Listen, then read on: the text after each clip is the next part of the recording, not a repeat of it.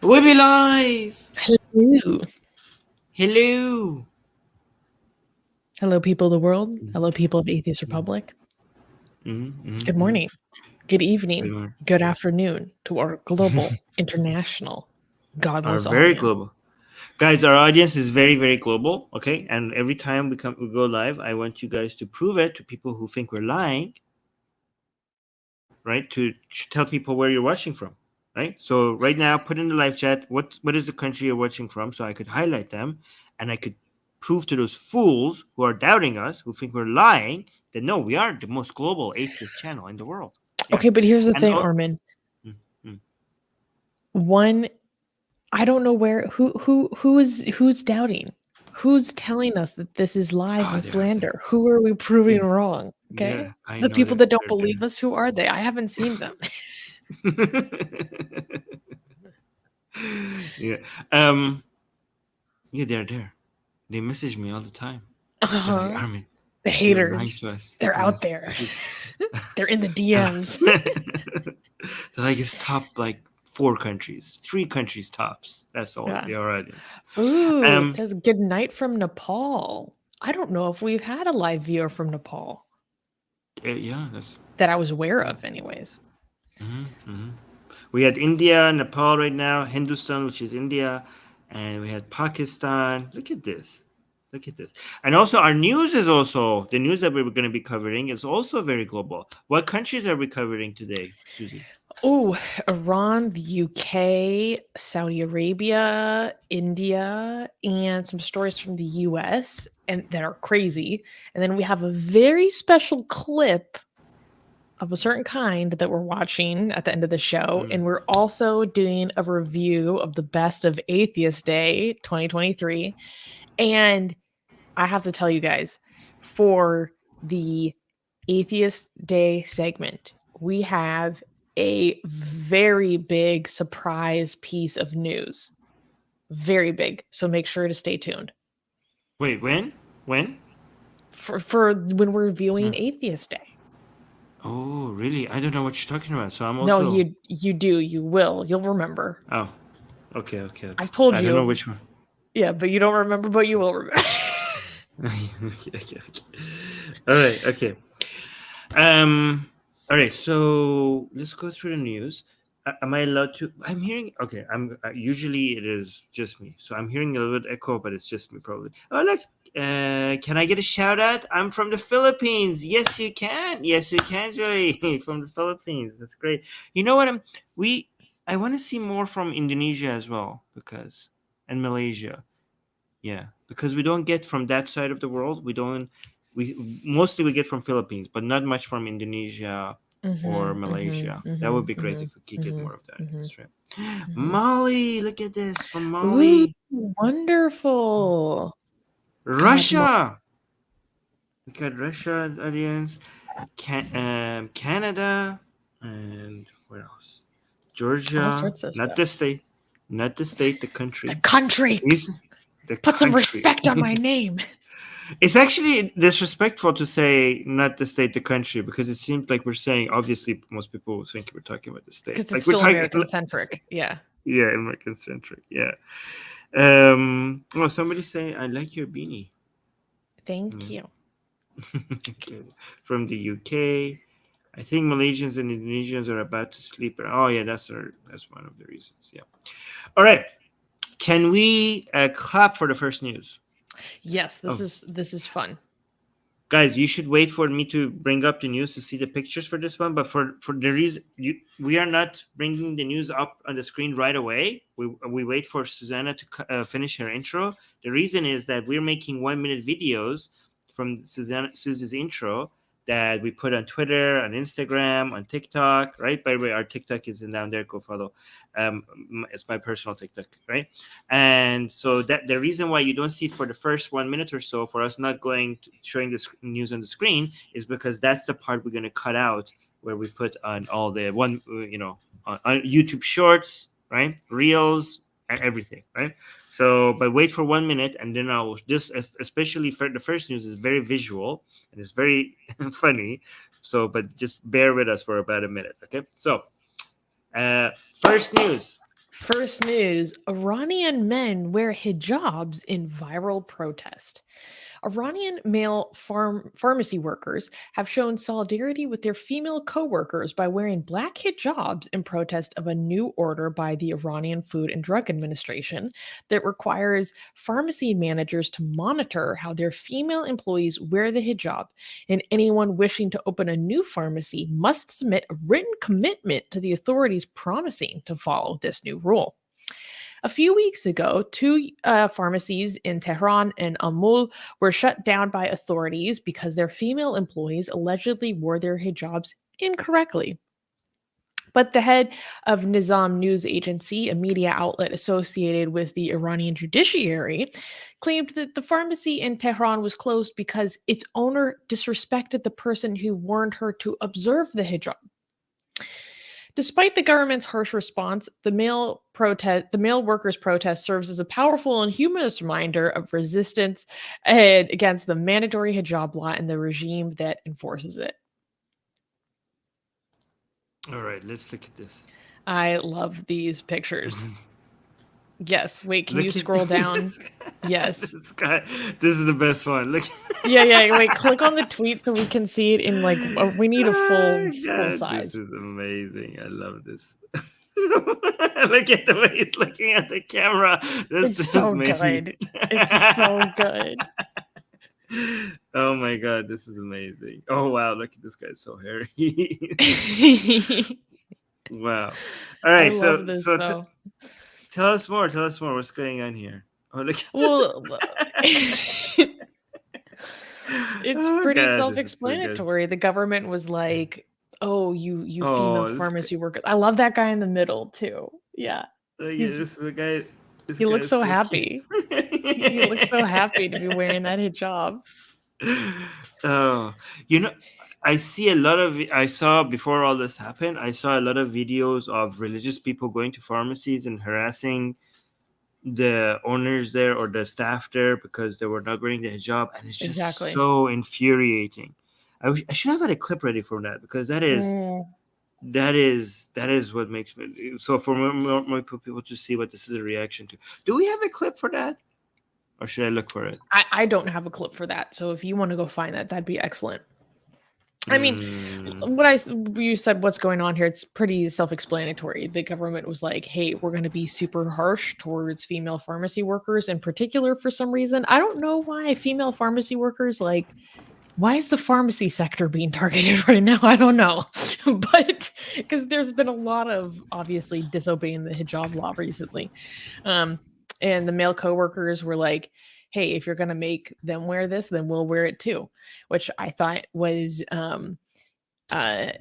great, because it's a symbol of resistance, right? But it's also very humorous, or at least it's funny to me. I think it's funny to most people to see that grown man wearing the hijab. And I think humor is really, really important as a tool of protest, because it helps take the fear out of a tyrannical authority, right? You're like, I'm not going to let you make me fearful. I'm gonna parody this and turn it on its head. And if I can laugh at you, then I can take away the power you have by reign of fear, right? So I really like that element of it. Asian American is saying, to be honest, I always wanted a hood to swish around my head. And he's also asking, is cross-dressing legal in Iran? No, but okay, so people should know cross-dressing is different from being trans, right?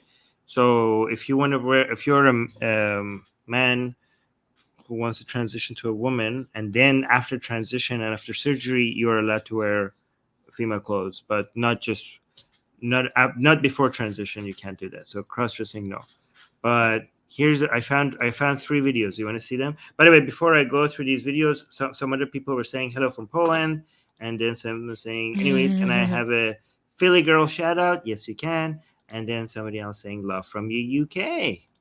Okay, so let me show you this video. Let me know if you have audio. Okay, hold on. Let me go from the beginning. شما فرمودید به شما خدمات نمیدیم. Yes. Okay. So شما فرمودید به شما خدمات نمیدیم چون به خانم دکتر راجع به کشف حجاب تذکر دادم. درست؟ okay, so this is from way back in January, right? So this is like the context of how all of this happened. So this is a religious person went to this pharmacy, and he told the lady doctor, to cover her hair, and the entire pharmacy told them that we're not going to serve you here. Get the hell out. So that was the reaction. So the religious person is now taking out his camera, and he's recording like, so you told me that you're not going to serve me. Oh. So this is now the religious person trying to record a crime, that you told me that you're not going to serve. You're telling me that you're not serving me because I told that lady, the doctor lady, I bet this was one of the pharmacies that got shut down, because he said that the pharmacy got shut down because they had backlash against the person that told them to obey the law. Yeah, so this video got this pharmacy shut down. Wow. Right? So let's look at what happened. Like, I asked her to wear her hijab. You guys are telling me that you're not going to serve me. So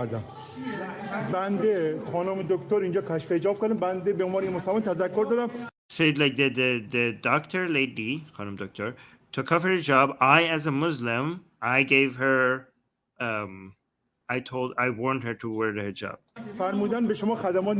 By the way, remember, this is a civilian. Okay? Exactly. Islamic X is calling him an Islamic Karen. Exactly.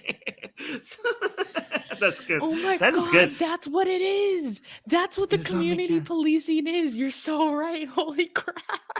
But the difference between, okay, so here's the thing. Being an Islamic Karen is in the Quran. Right? It's mandated by God. It's called Amr bil Ma'ruf and Nahy anil Munkar. So what it means is that you don't wait for the officials. You execute the law as a civilians, right? So that's what this is, by the way, something that Biden, once not knowing what he's talking about, promoted, because he was like, he was right. He did do that. He did. Yeah. Oh, that was he so didn't bad. know. He had no idea what scripture he was reading. He was like saying, "Oh, Islam is so good," and he didn't know the scripture that he was reading was about this. So you are basically. Oops. This is what turns. Oh yeah, this. Hey, go back. I'm not done. This is what turns the civilians against each other, right? You have within the country's laws that you are supposed to just enforce the laws, right?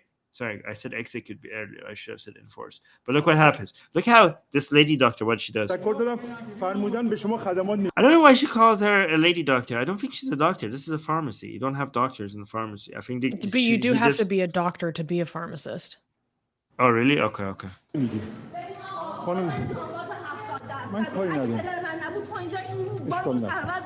So that's the lady that he's talking about. She's coming out fierce, and she's like, "Look, my father is somebody who gave his life in sacrificed his life in war. Okay, if it wasn't for my father, you wouldn't be here." Like, he's basically, these are the children of the people who went to war for this country, and they're saying that this country is turning on the people who they gave the most for the country. That's what they're saying. Which is true.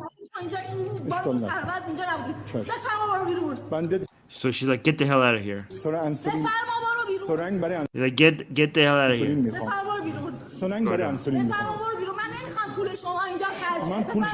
She says, "I don't want your money here." So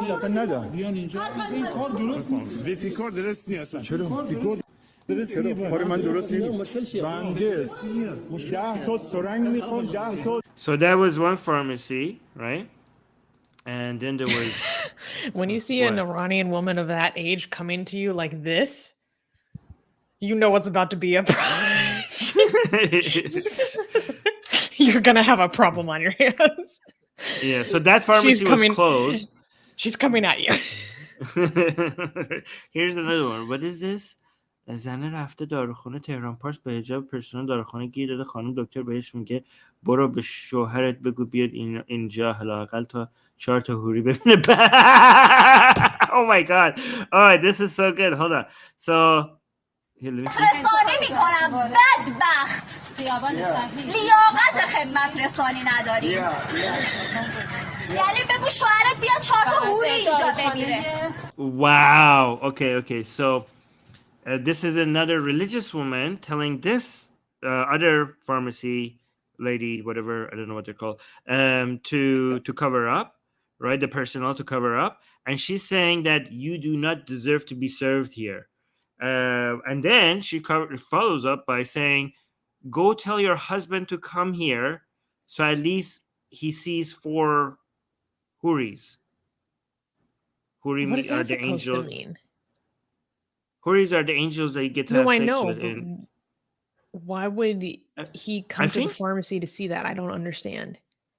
Because I think she is referring to the fact that to the idea that a lot of religious people are jealous of all these non-hijabi women because they're pretty and they're ugly and these hijabi women are ugly, and the reason why religious women in Iran want other women to cover up is because they say it actually because they think that their men would leave them if they could see all these beautiful women, right?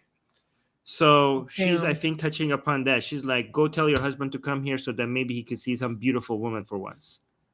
Basically, she's saying that you're ugly.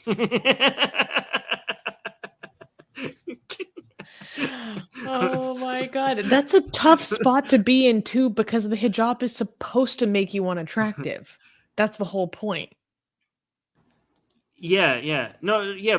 This is actually a genuine fear. Like the government tells religious people that if we get rid of hijab, your husbands will leave you because there's just too many beautiful women, and like they say like it's not your husband's fault. Like it's a man. It's these whores, these dirty it's whores. It's like they say it's a man's nature. So the reason why women have to cover up is women have to understand that a man has no choice but to act upon his desires if he sees beautiful things, right? So they say like women have to be kind to men and cover up so that they are not forced to go ahead and like abuse women or leave their wives and stuff like that, right? My word. And they actually word it as men's rights, right? They say, no, this is a woman covering up in Iran is based on government framing a men's rights issue. Oh my god. Because they say like you do not have the right to in public see all these things that puts men in stress because men's they have you have women The have libido, hormones, men have hormones too. We have libido, and you are just in public, so we have no choice but to see all this beauty, and then we act up. So you are seeing all of this beauty upon us, and we're going to get horny. So this is basically a men's rights issue. And Armin, if you see, need to write an article about this from the perspective of men's rights. That would be so interesting. No, I'm dead serious right now. I'm dead serious right now. You need to do that because I would love to see that. Please do that for Queer Majority. I actually listen to like a lot of religious women. They say like, women have certain rights and there's certain things that we cannot force upon women, but we women have some responsibility to men as well, right? And we cannot force. This is like a men's rights issue. And I've seen religious women explain that this is a woman rights issue, which is bizarre. But let me actually do one more. My goodness, Dylan, I didn't realize that you men are such sensitive flowers. They need to be protected. You guys need to be protected. I mean, that sounds so stressful. I'm so sorry that you go through this mental strain. I should really have some more appreciation. Well, you're putting a beanie on today. It's helping me so much. Usually I'm suffering here. You have no idea. You have no idea how hard it is to do this show with you all the time. So no, I want to show something really funny though. So this isn't actually the first time that Iranian men have worn the hijab as a form of protest. So actually, let me make this bigger. So here we can, but what's interesting is actually traditionally the regime has used forcing men to wear hijab as a shaming tactic. So like This example here on the right was a very famous example of them trying to use this to humiliate this. I think he was a student activist. But in general, like Iranian men have worn the hijab a lot for different forms of protest. And like, I love these guys. And then I think this might be my favorite photo. Wow. That's amazing. Isn't this the best thing ever? I love like seeing the mustaches come out of the chador, like the glasses plus the mustache coming out of the chador is so funny to me.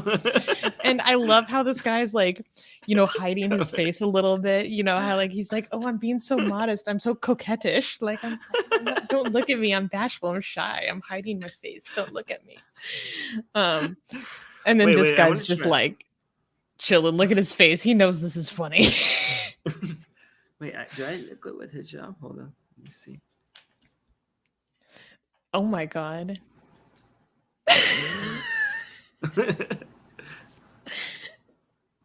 Oh my God, sister. Is this good? Yes. Okay. I don't have it. I don't have anything else. I just have a shirt. So Yeah, we need to get you properly wrapped up.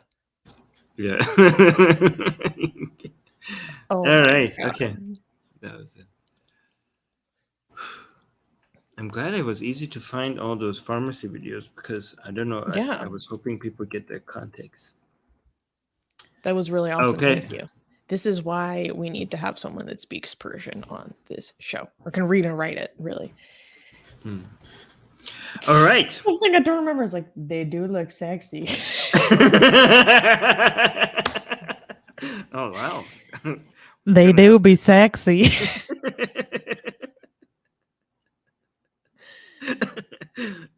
Oh, we got a super chat. Thank you. The Armin agitators. You want to read this one? Okay, so for everyone listening, this is in reference to something we'll be showing later at the end of the show. Thank you for this 50 Swedish krona, saying correction to a prior statement. Counselor Fudge did not prepare a single video, but 3. We told him that all 3 were sent. Yeah, we have all 3. We'll be showing all 3 later. We have, yes. Guys, next time do just 1 video, not 3 videos, okay? Because the Armin agitators, they're giving spoilers. No spoilers, guys. Yeah, no spoilers. Okay. But thank you for the super chat. Okay. All right. Can we clap for the next news? Yes. Okay. Keisha American is saying, I love that these men are covering up. Americans need to do that more. It's so hard for me. These straight men need to be covering up. These sluts walking around showing their knees and their good shoulders. Really, fellas, get it together. Have some, you know, what's it called? Have some shame, some manners. Yeah. By the way, once I clap, just wait for a few seconds because I'm gonna put myself down because I'm gonna go. You on the screen for the first 1 minute, okay? Okay. All right. Well, so wait. How do I do this? Okay. First news. No, it's not the first news. Yeah. I don't know why I did that. Okay. No, and wait, you have to wait for me to go down before you clap. Next news. Cron burner banned from entering the United Kingdom. Rasmus Paludan is a far-right politician in Denmark and Sweden known for his anti-Muslim views and provocative stunts, such as constantly burning copies of the Cron in public. He recently planned to visit Wakefield, a city in the United Kingdom, but was met with strong opposition from local politicians and community members. Simon Lightwood, a member of parliament for the Labour Party for Wakefield, spoke out against Paludan's planned visit, saying, quote, he is a dangerous man that should not be allowed into this country. The government's security minister, Tom Tugendhat, decided to ban Paludan from entering the UK. Tugendhat said in response to MP Lightwood's concerns, quote, Mr. Paludan has been added to the warnings index, and therefore his travel to the United Kingdom would not be conducive to the public good, and he will not be allowed access. Politicians and community leaders in Denmark, Sweden, and beyond have condemned Paludan's actions widely. Swedish Foreign Minister Anne Lindy called Paludan's Quran burning stunt, quote, a provocation that only aims to sow division, and said, quote, it does not contribute to the betterment of our society. I'm back. Okay, wait, hold on. Explain. So this is an interesting thing to consider, Armin. What do you think about this man being banned from entering the UK because he decided that he wants to do a certain form of political protest in that country, and they decide to not let him in?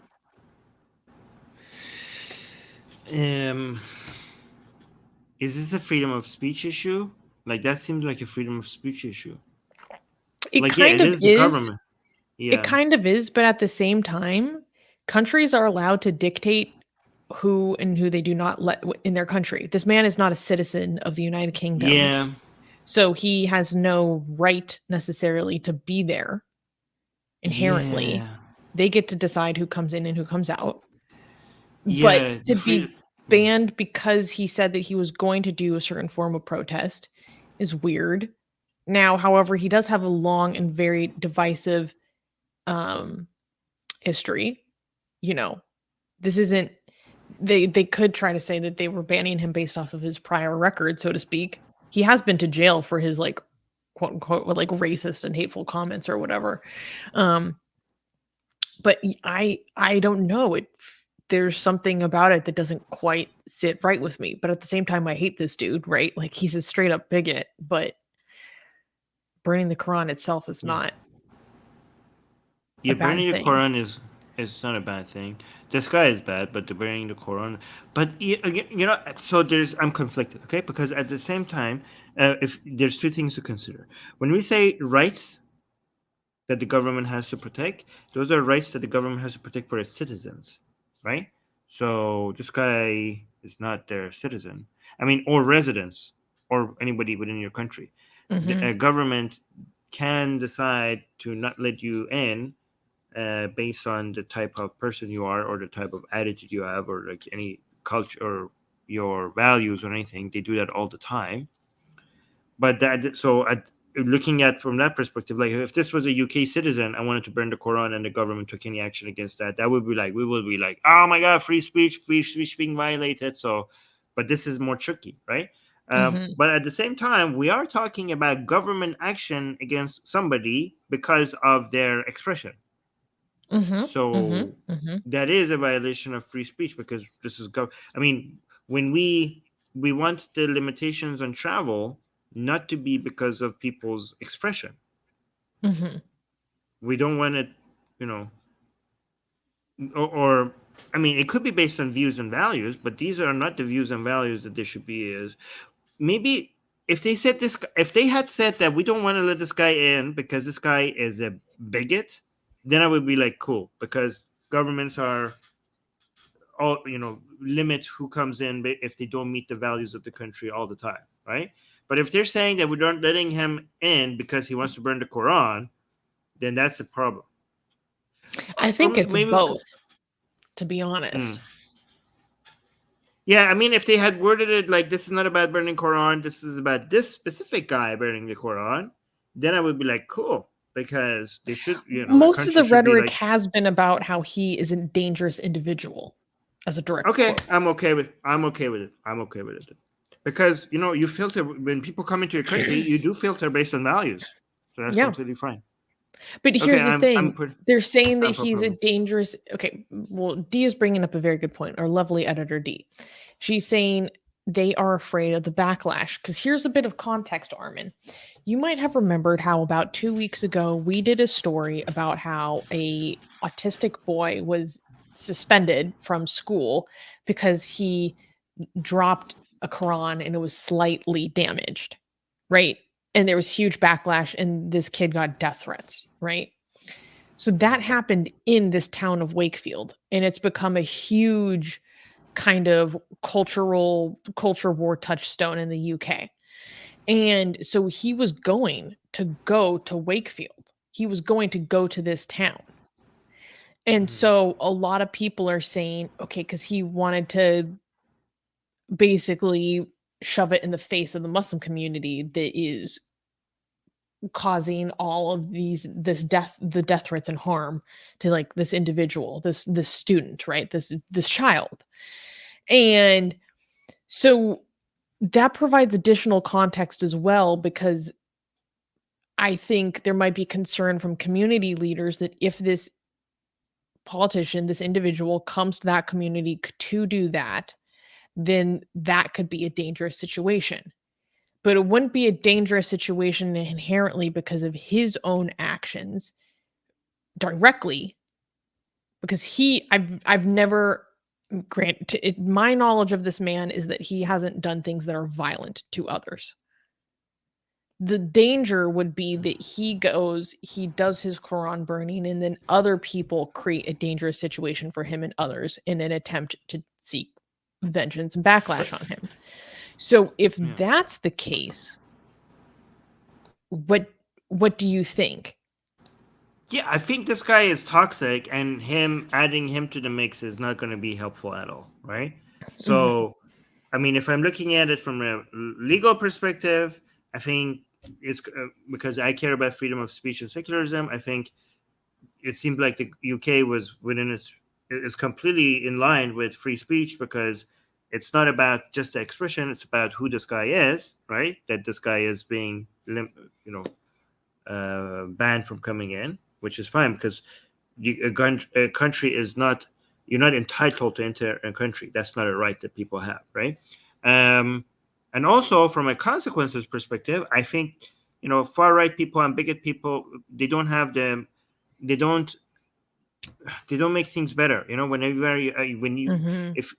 If you're looking at the situation and you have the Muslim perspective and you have the average people perspective from there, and then we want to come in and we want to be like, okay, so we want to ridicule the fact that the reaction is so overblown, but without being hateful towards Muslims themselves, and constantly try to re-emphasize that we're, this is a specific thing that we're criticizing or even mocking, but do it in a way that it doesn't encourage hate towards Muslims in general.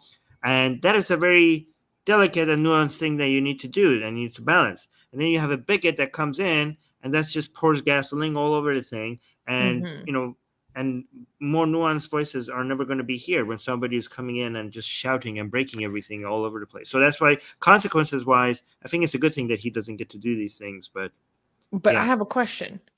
So if he wants to go to the UK and peacefully and non-violently burn the Quran in public, which might not seem like that is peaceful and non-violent to some people, but he's doing no physical harm to other people, and he wants to do that in public in this town, and the town doesn't want to let him in because hypothetically they fear that there will be violence against him or it will become a dangerous situation for other people. Isn't that essentially blasphemy law? Not law, but taboo, and also blaming the victim, so to speak, because he's not doing anything violent, but out of fear of the actions of other people, they have now curtailed his expression. That's why it's important for me to how they're wording it. What are they saying the reason is? I would be more comfortable if they just said that this guy is an a-hole. That's why we're not letting him in. Right? It's about this guy is a bigot, and we don't like his views. He doesn't match our culture, so get lost. But and that's completely in line with how people do immigration and visitors and everything else. Is completely in line. So if that's the reason. If they say like, oh no, this guy is going to come protest, and we want to shut that down, and that's why we're not letting him in, I have a problem. Okay, that's not a good reason. If they just say like we just one of the people that spoke out against him, one of the MPs, said Mr. Paludan was previously jailed in Denmark for his hateful and racist statements. He's a dangerous man that should not be allowed in this country. Can the Home Security assure me and my community that the government is taking action to prevent this?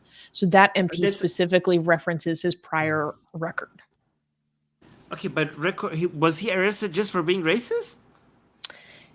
Like, is that accurate? I can't remember well, this is Denmark, right? So probably. Yeah. Okay, that's not cool. I mean, being racist is bad, but it shouldn't be a crime. Anyways, yeah, but they do that over there. Okay, they have legit hate speech laws. Okay. Yeah, remember we talked. Actually, I'm not going to bring that past thing up, but yeah, let's look at some reactions from our live chat. Darko is saying the fact that burning a hateful book gets you banned from entering a free country is just amazing to me. What do you think about that, Armin? Well, I mean, I burned a Quran and I went to the UK. See, actually, this is a good point. See, I was never, I mean, I don't think, maybe you say he's a higher profile, much higher profile than me, but yeah, I don't think if I was like 100 times more high profile, I still think I wouldn't be somebody, if I, even with my record of burning the Quran, I don't think I would be banned from going to the UK. You know what I mean? Because, I do it in a way that is not trying to antagonize or, piss off Muslims on purpose. You know what I mean? This guy is hateful towards Muslims. So I think I'm just gonna be charitable to the UK and say that this is more about the guy rather than the action. Mm-hmm. I'm gonna be charitable today. Yeah. Mm. Yeah, I don't know. I think. Do you remember when Har Sultan was trying to get Ali Dawa banned from going to Australia? Yeah, I didn't like that. Yeah, so I stood against that. I didn't think that was okay. Yeah. So I feel like to be consistent, I should be like, yeah, this guy should go. He should be allowed. No. Okay, no, the difference is that if Australia just decided to not let Ali in, I would be like, oh, that's fantastic, okay? Be like, oh, this guy is that doesn't meet our culture. I would be okay with that, okay? I would be like, Australia has the right to do that. I didn't like us encouraging that because that would backfire on us, you know what I mean? I didn't want us to be on the canceling side. I didn't want us to go and try to cancel people. You know what I mean? But if Australia's government just decided that, oh yeah, this guy, we don't like your views here, so we don't let you in. I mean, we didn't encourage it; they did it. I would be like, yeah, I would support that as well. So I think it would be consistent. I am being consistent. Yeah.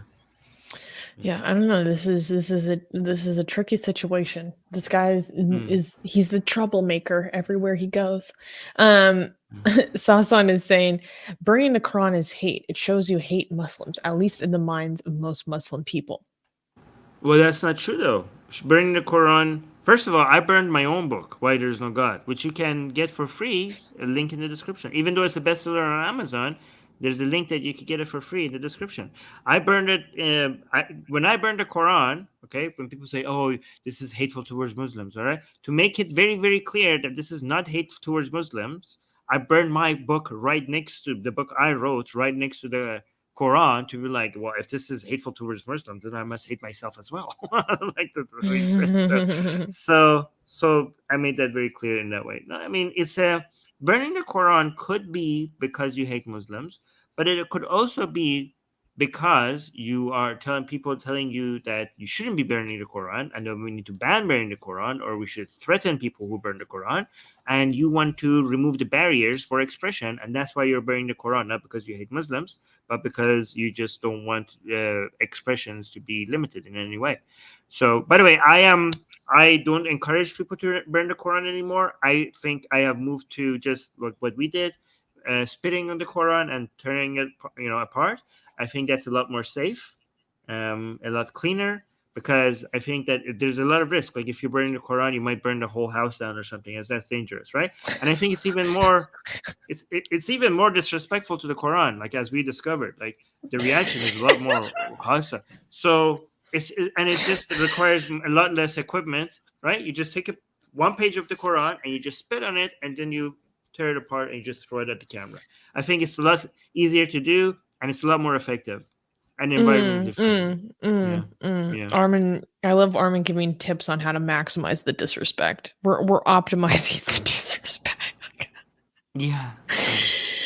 Um, It is actually more disrespectful because Quran burning is part of the history of Islam. Like people, I don't know why. Like Muslims used to burn the Quran. That's how they get rid of some of their Quran. So like, it's not. I don't know why they're getting offended right now. It's not. It wasn't. You know what's really funny?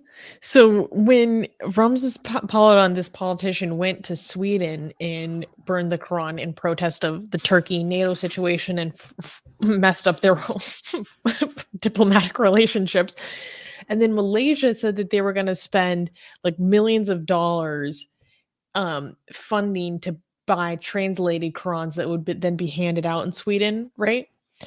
Okay, I think that there's a possibility that all these free Qurans from Malaysia might end up in the hands of Ramses Paludan because this man must be funding like an Islamic bookstore with the amount of Qurans that he purchases and then burns. Where is he getting all these Qurans? Like I was looking through photos and it's a ridiculous amount. I'm like, you're probably funding some Islamic bookstore single-handedly at this point. Well, I have a tip for that. Where's my Quran? You don't have to. I don't understand why people. I have done a lot of disrespectful things to the Quran, okay? And I still have the one that I've done this to because I don't know why people go when they want to disrespect the Quran or burn the Quran, why they just go all burn the whole thing, okay? It actually, just look at this. These are the pages that I burned or spit on and things like that, and I have so much left. Guys, just do one page at a time. One page at a time. And it's actually more disrespectful. You know why? Because when you take one page out, right? You can see the Arabic words of God, you know? So when you spit on it and you're burning it, that's a lot more disrespectful because the words of God is like visible. When you just burn the Quran, is closed, so you don't not seeing the actual literal words of God. So that's why I suggest people to just take one page out and do whatever you want to do with it.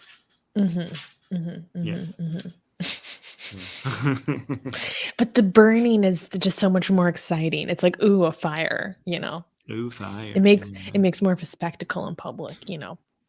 Yeah. That man has done a ridiculous amount of things to that Quran. He'll wrap it up in bacon and play catch with it in the park, which is kind of gross because then you're like playing catch with like raw bacon. Yeah. It's do be more elegant, simple, elegant. What is all this mess? There's an art to this, okay? Yeah. There's an artistry. Secular Sakai saying constructive vandalism. It's not vandalism. It's my own book. I paid for this book. And I of paid one's for own this property. Book. Oh yeah, okay. Yeah. And when people say like don't burn their books, I'm like, I never burned their books. I burned my book. It's my book. When you pay for the Quran, it's your Quran. I don't go burn other people's properties. Like what the hell? Like no, it's their book. No, it's not. It's my book. We got a super chat. Oh, Shah Abbas gave us a super chat of $2 saying, Susanna, where is your hijab? That was a really bad attempt at a Zakharnaic accent. I mean, I could find a hijab. I think I have something. You I have can a make hijab. This is just a hat. This is just a hat. It's not covering all that Allah gave me to protect. That's what passes as hijab in Iran now these days. Right? Just a beanie. Yeah. Oh, she actually went to get a hijab. See, you don't put yours on very well. I don't know how. Do you know how? I mean, I can do it a lot better than you can. It's not that hard.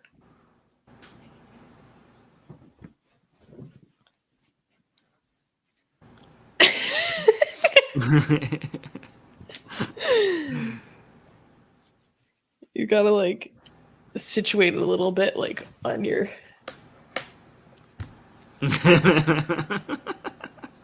Aw, that's adorable. a very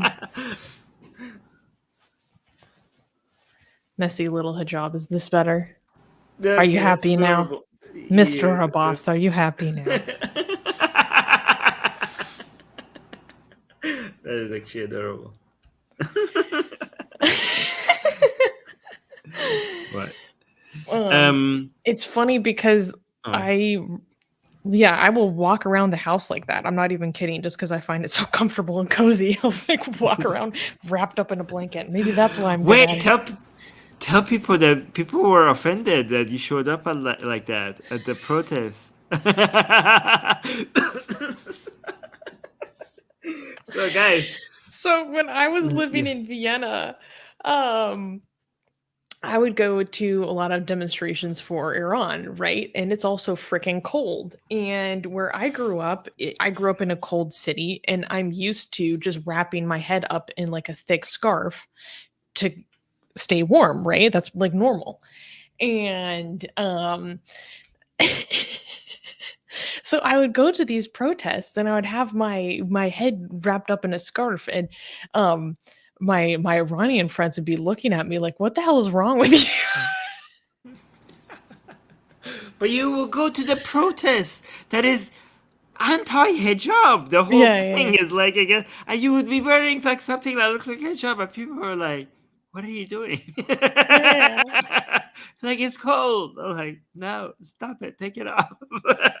By the way, guys, this is the length. This is how far Iran has gone, right? So we have gone from put on your hijab and to a community of people like, that looks too much like hijab, take it off. Like hijab is now offensive. Hijab is now offensive. This is the current situation of Iran right now. For a lot of people, they find hijab to be offensive. Yeah.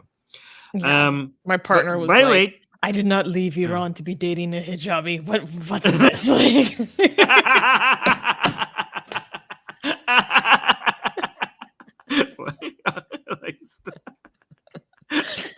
And I'm like, babe, it's cold.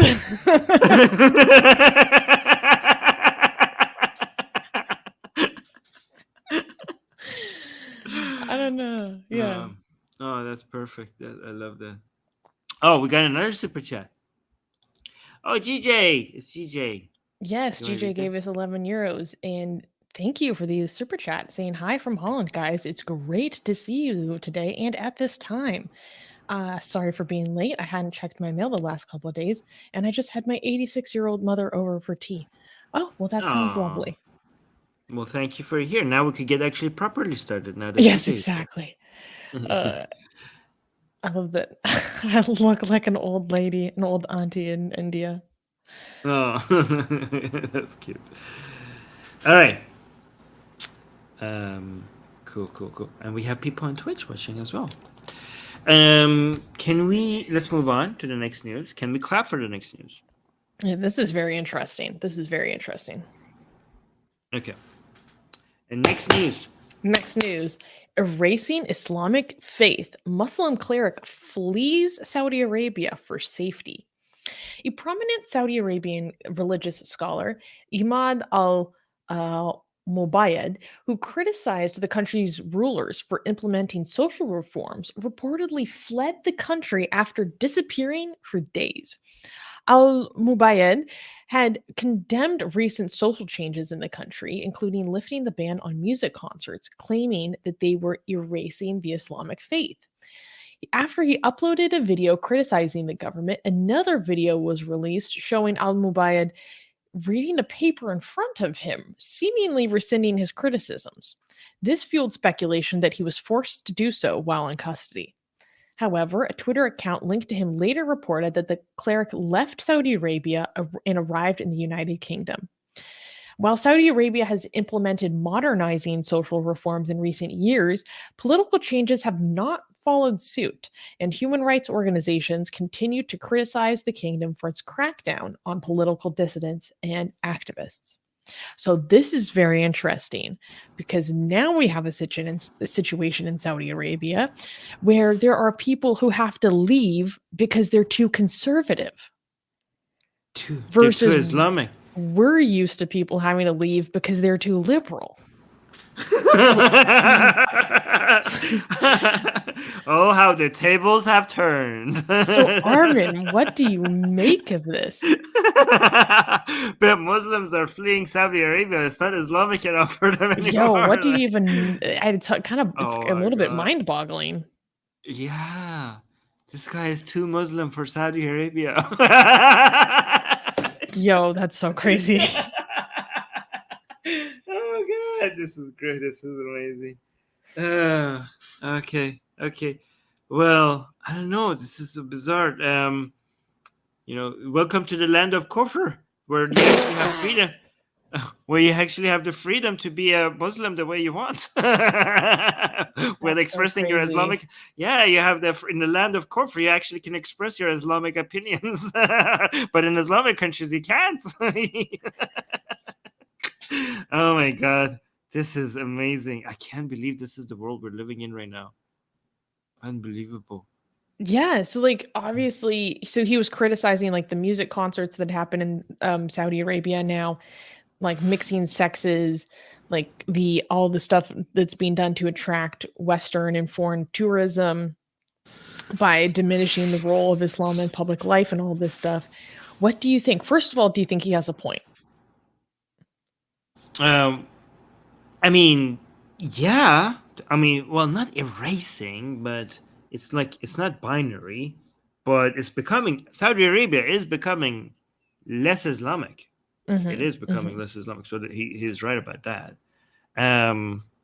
Which is actually funny. I was watching Omid Dana, but it's a Persian show, right?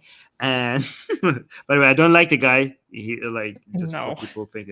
Yeah, it's just funny.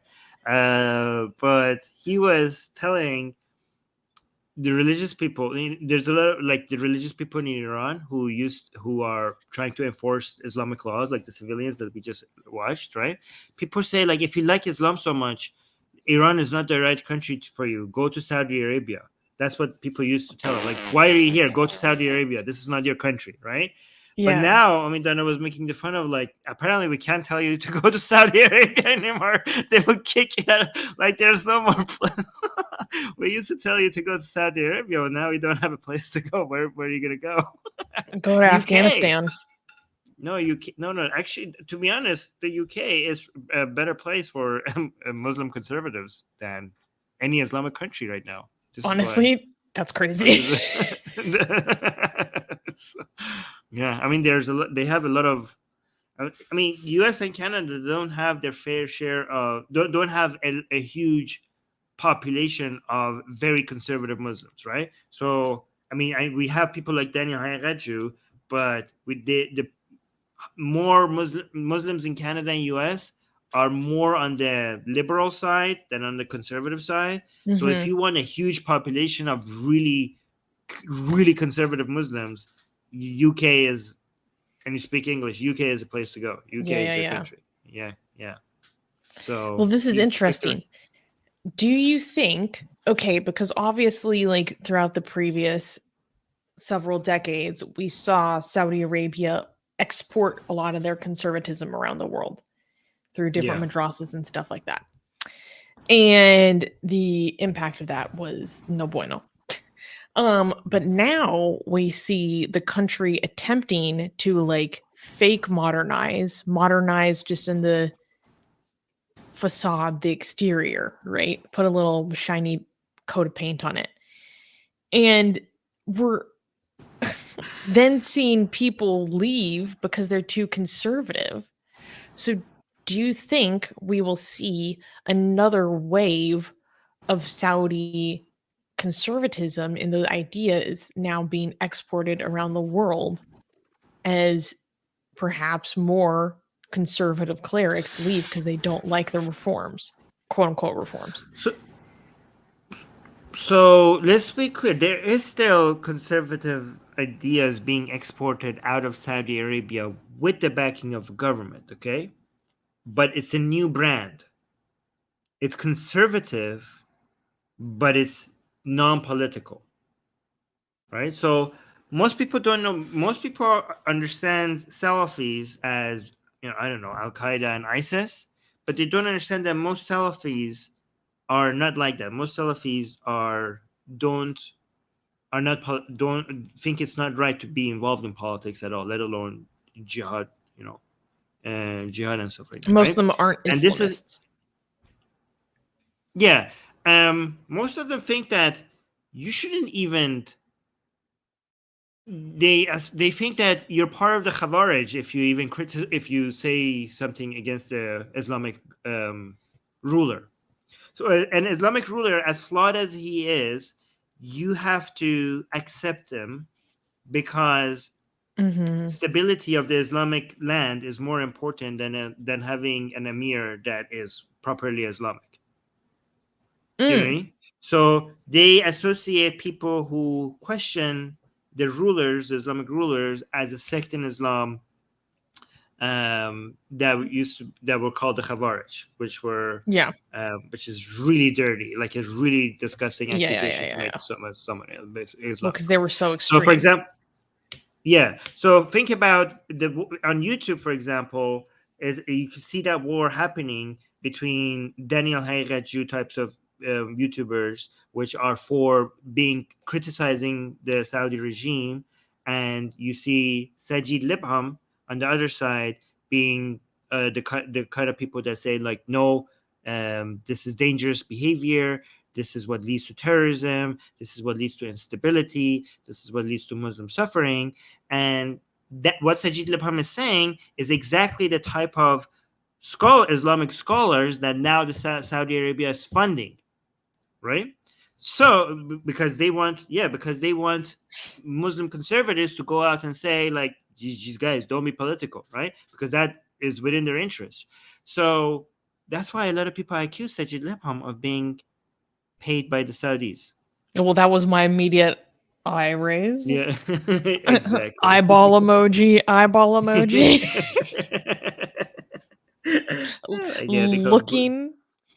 I'm looking. Right. Yeah, that's really interesting. Okay. So, So, how is that Muslim ruler supposed to be established? You're just going with whoever is currently the monarchy? Just whoever's the royal family? Or are we going with the traditional way a caliph is selected? Oh, my sweet, sweet summer child. You think it's up to the people. Oh, that's so cute. No, I don't think it's up to the people. It has to be up to someone, though. No. Some group selects it.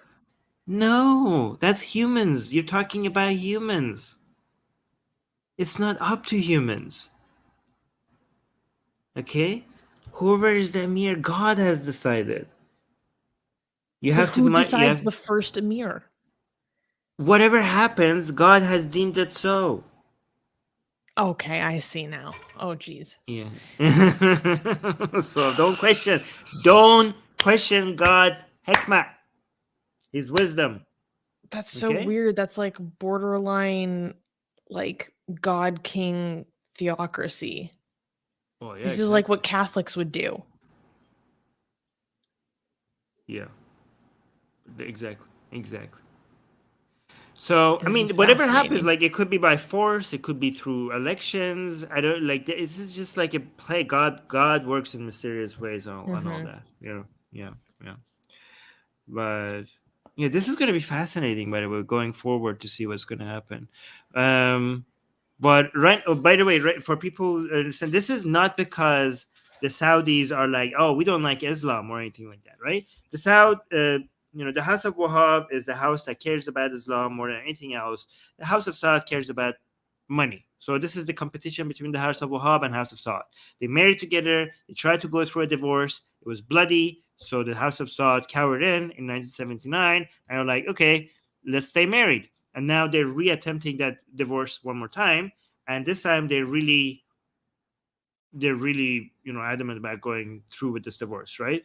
Because they're going to run out of oil. I mean, they're not going to run out of oil, but they're going to run out of oil revenue at some point.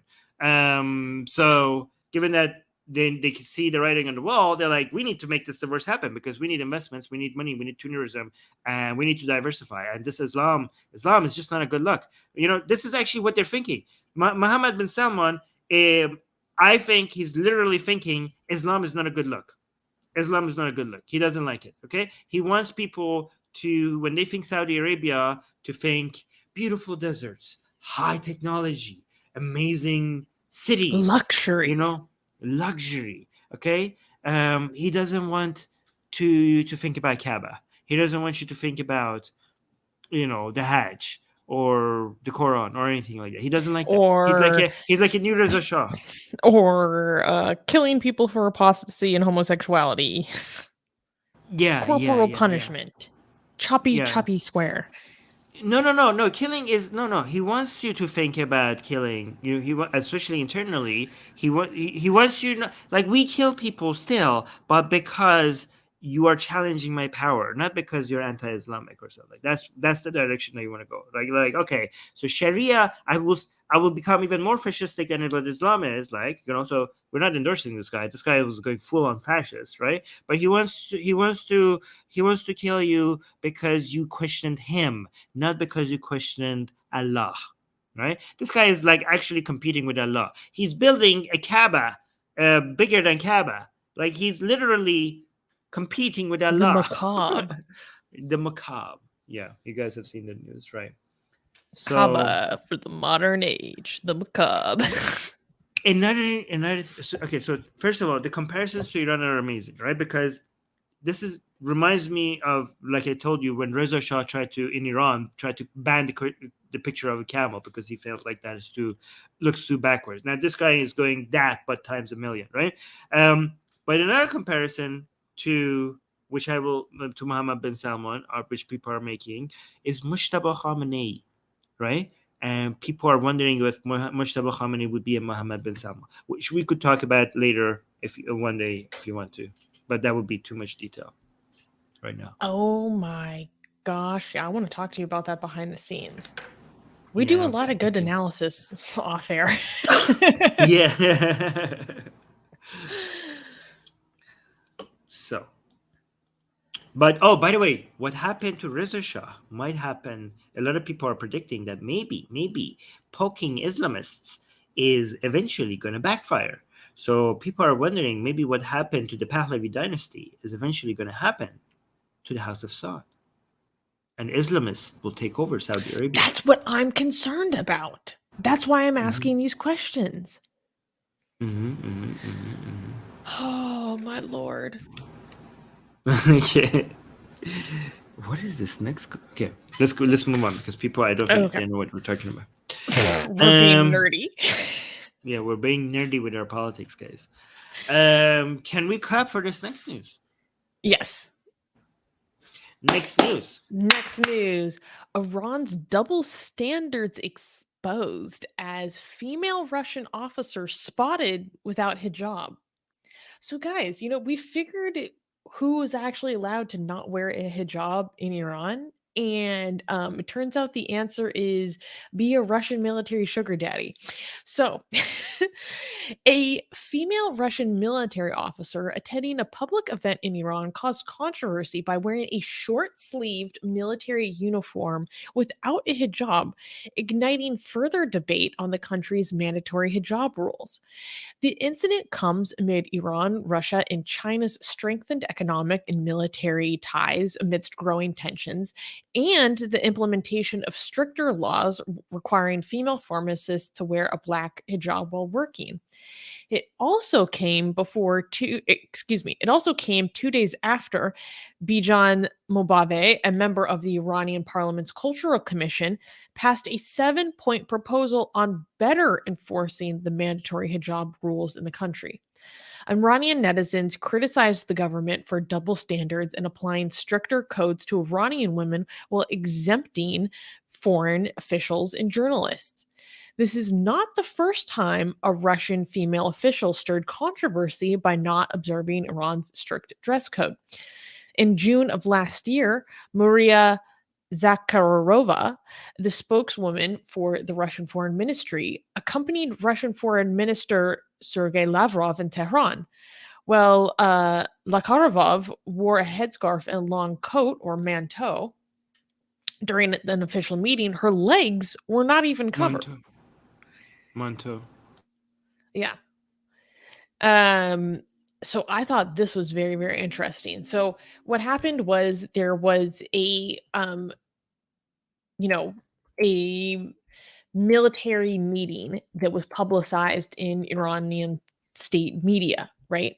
And in a lot of the publicity photos that came out from this event, there was pictured this Russian woman who was wearing a short sleeve uniform, like it just cuts off, like right here below the shoulder.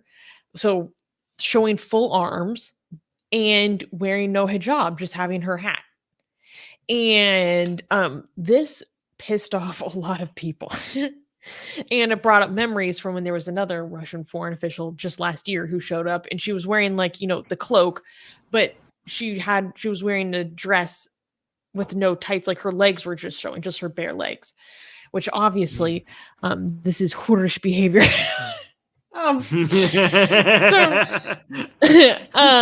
Armin, what do you think about the immodesty of these Russian female officials? I don't understand. Like, this is inside Iran. Mm-hmm. How did she even get all the way to this place without a hijab? She was like she got to the airport and she's just walking around without a hijab all over the place like this? She was And at with short sleeves? a state official meeting with media That's and insane. publicity there taking photos, and she had no hijab and short sleeves. How are they? They must There are be. government officials up and down these meetings. These were published. These were published by state media. Wow. Do you So think they it's because obviously Daddy Russia? there's not like they missed it. It's not like they missed it, right? They I saw know this. This must. I don't know how to interpret this other than Russia just, being their daddy now. This is Daddy Yeah. Russia that they can't speak back to. Yeah. Basically, the Iranian government is so desperate and so dependent on Russia and China because this is so taboo. Yes. It's one thing for you to walk like this in Tehran, in Upper Tehran or something, but to just get out the airport like this, walk all the way there, and then just attend a government meeting and nobody just says anything. This is insane. Do you think it's because it's Russia and they can't do anything and they're afraid of Russia being angry with them? That's my only explanation. That's the only way that this makes sense. The simplest answer is usually the easiest and most likely. And that's the answer that makes the most sense. That is the answer that makes the most sense. There's nothing else I can think of Is until further there information. any other explanation? No, I can't have any. I can't find any other explanation. This is so taboo. It's not just guys. If the government, if you go to a government meeting like this, it's like the government is endorsing it. This is such a major red line that Iranian government is trying to even ignore that this is happening among civilians in Upper Tehran. Like they're acting like this is not something that is happening. But for them, the reason why this is such a red line is because there are a lot of. Oh wait, did you remove that? Oh yeah. Yeah, I wanted to show this, the one that I was referencing, where she has bare legs at a government meeting. Look at this next to the symbol. Unbelievable. When was that? This was last year. What country again? She's from Russia. Russia. And look here's another photo of this woman. See, look with the short sleeves. Well, she had guys. It's one thing. I don't know how to explain to this, right? Explain this. It's one thing to have the hat instead of a hijab. Mm-hmm. It's another thing. Okay, the levels of outrageousness. Okay, break it down for us. The fact that she's wearing tight pants and you could see the legs, and this is in a government building meeting, that's a whole other level.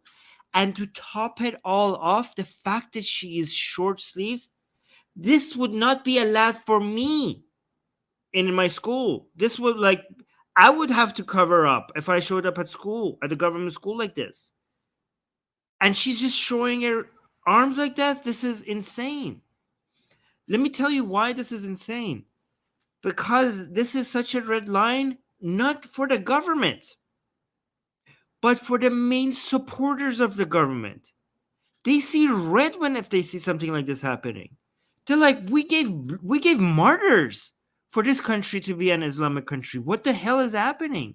They're like, we sacrificed so many people. We did a revolution in 979. So many of us died. Not that many died, but they act like so many people died. But then in the Iran-Iraq war, they're like, there's so many people died for that.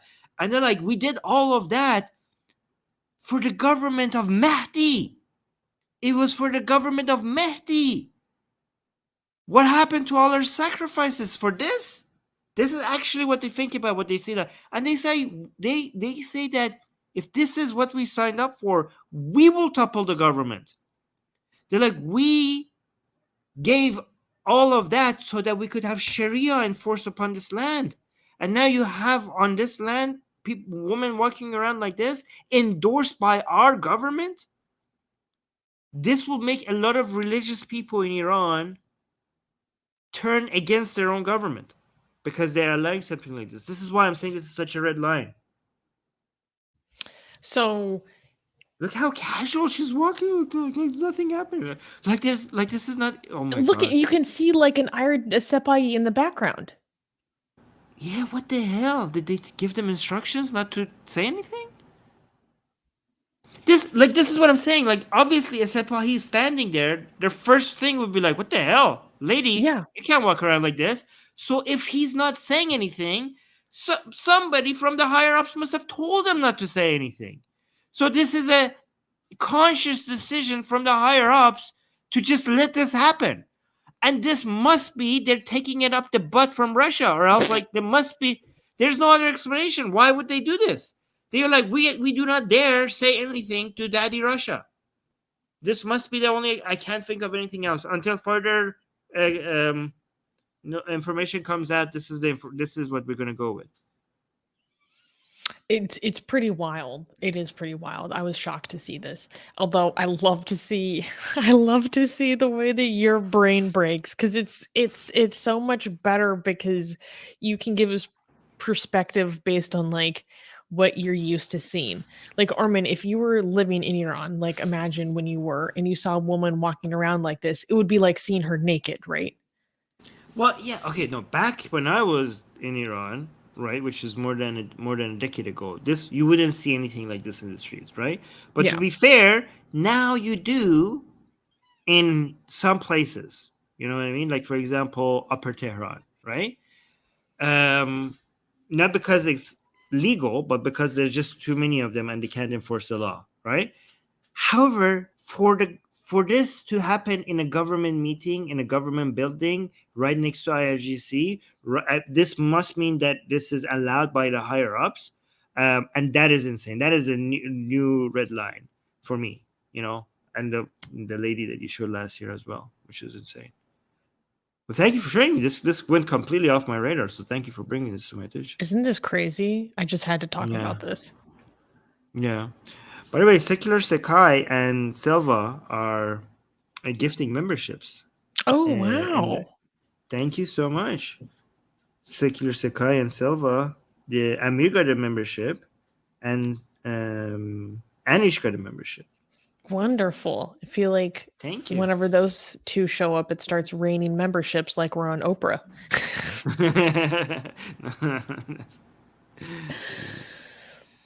You get a membership. You get a membership. We're all getting memberships.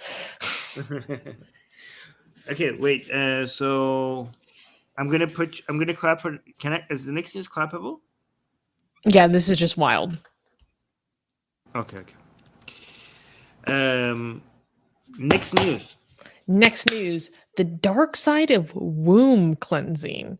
Hindu nationalists' radical new initiative. The Hindu paramilitary organization, the RSS, has launched a new initiative to instill cultural pride and virtue in children still in their mother's wombs. Samyardhini Nyas, a subwing under the women's wing of the RSS, organized an event in New Delhi where they urged pregnant women to teach their children cultural pride and the importance of the country from the earliest stages of pregnancy, even as soon as the couple thinks of conceiving.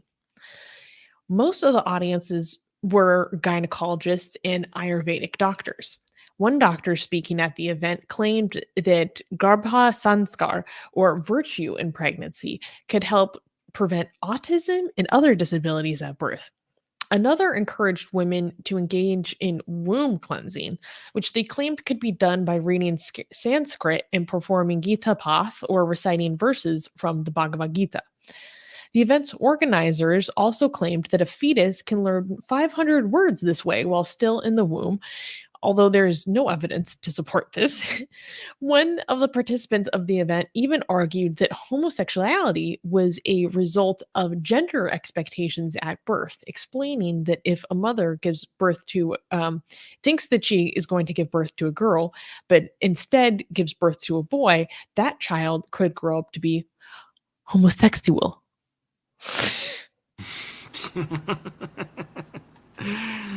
Oh my god. What is, by the way, we missed the donation. I forgot to read a super chat. We will read that right after we finish this news. Sorry about that. We will definitely do that. Thank you, D, for showing and reminding me of that. What the hell is this? What is this? I don't understand. So Hold on. what's happening? There we go. There was, well, we know the RSS, right? We're here at Atheist Republic. We have had some run-ins with people from the RSS. And so obviously, like, you know, large Hindu nationalist paramilitary organization, they have tons of sub branches, right? Probably a million little sub organizations. And they have some that are dedicated to women, right? So there was a women's branch of the RSS that had an event, and the event was to teach, it happened in New Delhi, to teach pregnant women the importance of having cultural pride and nationalism.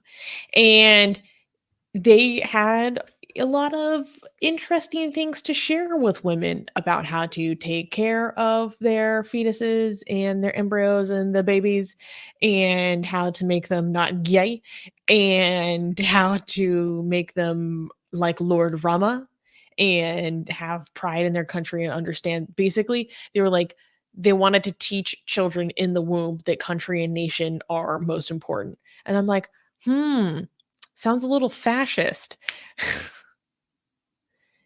You're fascism. muted. Fascism is now making it to the womb. That's Yeah, amazing. fascist fetuses. A fascist fetus. That should have been the title. Fascist fetuses. Fascist fetuses. Oh my god. Because they were there at this event to, quote, discuss women's active role in the restoration of the country's glory. Oh my She god. also urged women to like follow the role of like different Hindu leaders or saints, being like, you know, they want them to have the qualities of Hindu leaders.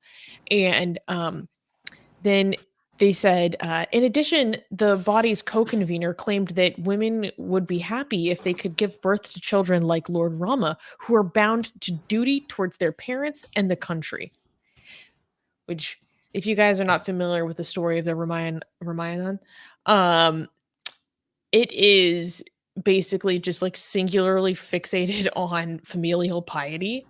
And I tried to read it or watch an adaptation of it, and it's just like completely about how family in life is stratified, very stratified, and you're completely duty bound by piety to just do whatever the hell your older brother or your dad or whatever says, because you have to, because they're your brother. It's like not a good, I don't know, moral system in my opinion. Anyways. One thing that I thought was really funny was this idea that if you think that your baby is going to be a girl, if you're like having your pregnancy, you're like, oh my God, I'm just convinced it's going to be a girl. It's going to be a girl. It's going to be a girl. And then you have a son. That son is going to be gay. What is it with nationalists and being so homophobic? Why do they go hand in hand? Because they don't make babies, I think. I think that's the biggest thing. Um, I'm assuming that's the biggest thing. That's why a lot of communists were super homophobic and did very bad things to homosexual people, is because they're not productive, literally. But go ahead. Go. No, I tried to do a mid-journey of fascist fetus baby. Fascist Hindu fetus, and it told me the word fascist is banned, so I can't do that. Well, damn. So one thing that I thought was super funny when I was like reading the quotes from this meeting that happened is it's just so easy to imagine in a certain bad man's German accent. Like, we are going to teach I can't do a German accent. Like, we are going to teach the fetuses that we must restore the country's glory. What? The fetuses are duty bound to the country and the family. Like, what is read what Asian American is saying. Asian American is saying, why not arrange marriages of lesbians and gay men so we can make babies for the empire? Wait. Well, because they might not want to actually do it with each other. This is the problem. I'm actually getting some. I'm getting some pictures from Midjourney for nationalist fetus Hindu. It's working on it. Okay. We'll see. Thinking. It's thinking. Can you read some of the start comments while this is baking in the oven? Is reminding everyone to smack the like and subscribe to the channel. Yes, guys, make sure to like the stream. It's free. It takes less than a second, and it really helps out our work and our community. And Secular Sakai is saying $30. We gave $5. First of all, thank you for the super chat to say $30 to Operation Iranian Renaissance. P.S. Is it cool if I make more Spanish language videos? Yes, Sakai, I'm going to reply to your messages probably this afternoon. Sorry about that. But $30 to Operation Iranian Renaissance, which means that I can find out what our total is if you give me a quick second. Yes. I got this from Midjourney right now. What the hell am I looking at? You're looking at Hindu nationalist babies. We're looking at the future glory of Hindustan. That's what we're looking at. Hindustan, yeah. Which one do you like the best out of all these images? I think I like the one on the bottom right the most. Yeah, I was gonna say the same thing. It's the cutest one. This one is just weird. I don't know what's happening with the tummy there, but this one is good. It actually did a pretty good job producing these babies. Like, babies are shaped really weird. The proportions are super weird. So to be able to create that is actually pretty impressive. Yeah, that's pretty good. This one has, what is this? I don't know. Okay, I have it. Secular Sakai donated $30 to Operation Iranian Renaissance, which gives our total funding raising amount to $765. Wow. Thank you so much, Secular Sakai. Thank you. For supporting our project to support people in Iran. I really appreciate it. We got some exciting stuff cooking up on that in the back end too. When can we get an update on what's happening? What's the updates on that? We should cover it in one of our news segments. That's a good question. I mean, we'll have to see how things go. I got a few irons in the fire. I got to see how they turn out. You know what I'm saying? Because we want to show Secular Sakai where all these donations are going. Thank you so much, Secular Sakai, for all this. Yeah, thank you. Yeah. Let's go to the next news. This is kind of funny. Not funny, it's interesting. Okay. Next news. Next news, from Starbucks to Target, Ramadan goes mainstream. As the Muslim world observes Ramadan, many US companies are recognizing the importance of expanding their markets to cater to Muslims. Target recently announced its first ever Ramadan and Eid collection, featuring products designed for Muslims, including an illustrated children's book titled Moon's Ramadan by Natasha Khan Kazi. Um, Many other retailers, such as Party City and West Elm, have also released Muslim friendly products. Liz Bukhar, a religious ethicist, noticed an increasing trend of companies marketing Muslim friendly products in 2017. While some have criticized companies for cultural appropriation, many see this as a positive trend towards inclusion and recognition of the Muslim community. So, Armin, what do you think about this? Is this progress or is this Islamic takeover of Target? I think it's the other way around. I actually love this. I support it. It's not the Islamic takeover of Target. It's capitalism taking over religion. This is exactly what we need. This is exactly what we need. This is the process in which, like, a lot of Muslims might celebrate this, right? But this is how secularization happens. This is the process. This is the beginnings. Mark my words, okay? Guys, you're going to think I'm a prophet in a couple of years. This is the beginnings of what happened to Christmas. Okay, so what we need right now is for religious traditions to become part of the market in a way that they become commercialized and turned into products and secularized and enjoyed so much, in the way that you're secularizing it and, improved. Because, traditions, Christmas is not really that fun without capitalism, right? Because it was consumerized. That's how it's so beautiful and joyful and festive, right? Religions themselves, by themselves, are not very festive.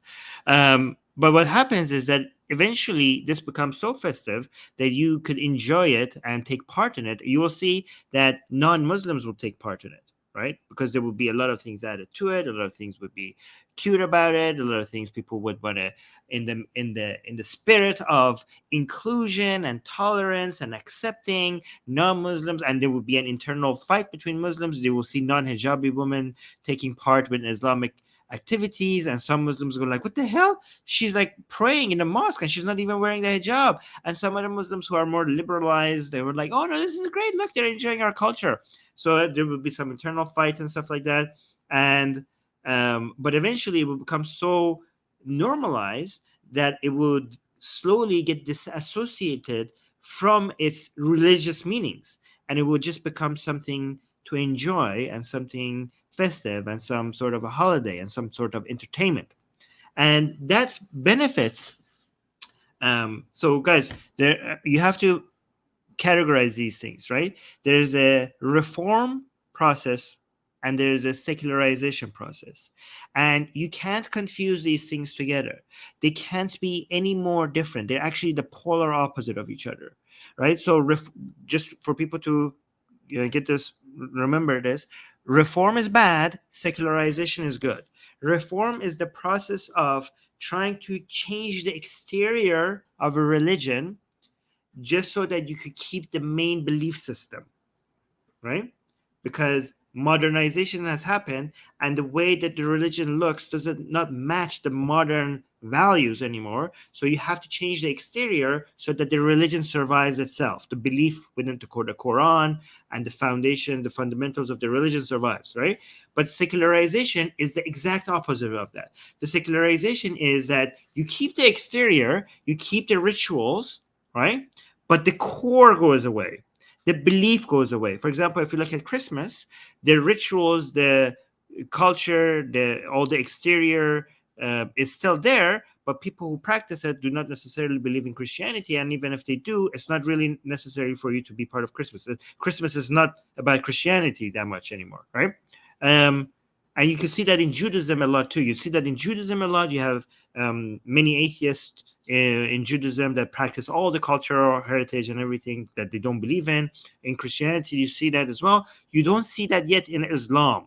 You don't see that whole process of secularization hasn't started in Islam, but this looks to me like the beginnings of that process happening. And the reason why we as atheists have to, I think, could celebrate that is because leaving religion is more, for most people, is an emotional journey rather than a rational one, right? So even if people can tell, like a lot of atheists who left religion because of rational reasons can't understand, they're always like, why do people believe in these things? How could anybody rationally believe this thing? But this is because a lot of atheists are confused. They think that people stay with their religion because they are looking for a belief system that matches, a rational that reflects the reality of the world out there. Like people, religious people and atheist people and everyone else are not going out there and thinking about the world philosophy and to have a belief system that matches reality. That's not what most people are doing, right? So religion, the function that religion has in people's lives is not to give you an idea about how the world is. It's about having a community that you belong to, and having an identity that you associate with, and also having some rituals that are part of it, essential part of a human experience, right? Everybody, like, rituals are an important part of our needs.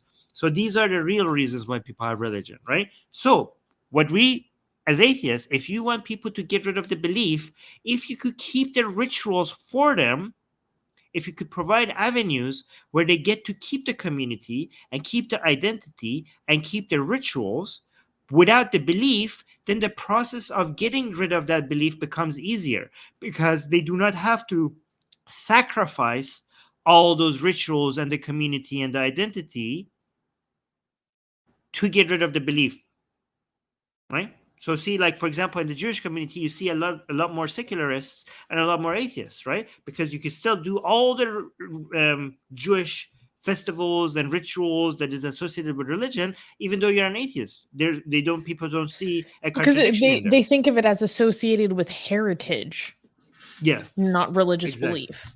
Like Yeah, Nowruz. so Nowruz is essentially a secularized holiday, and it's celebrated as part of someone's cultural heritage. But really, for many people, it's still religious.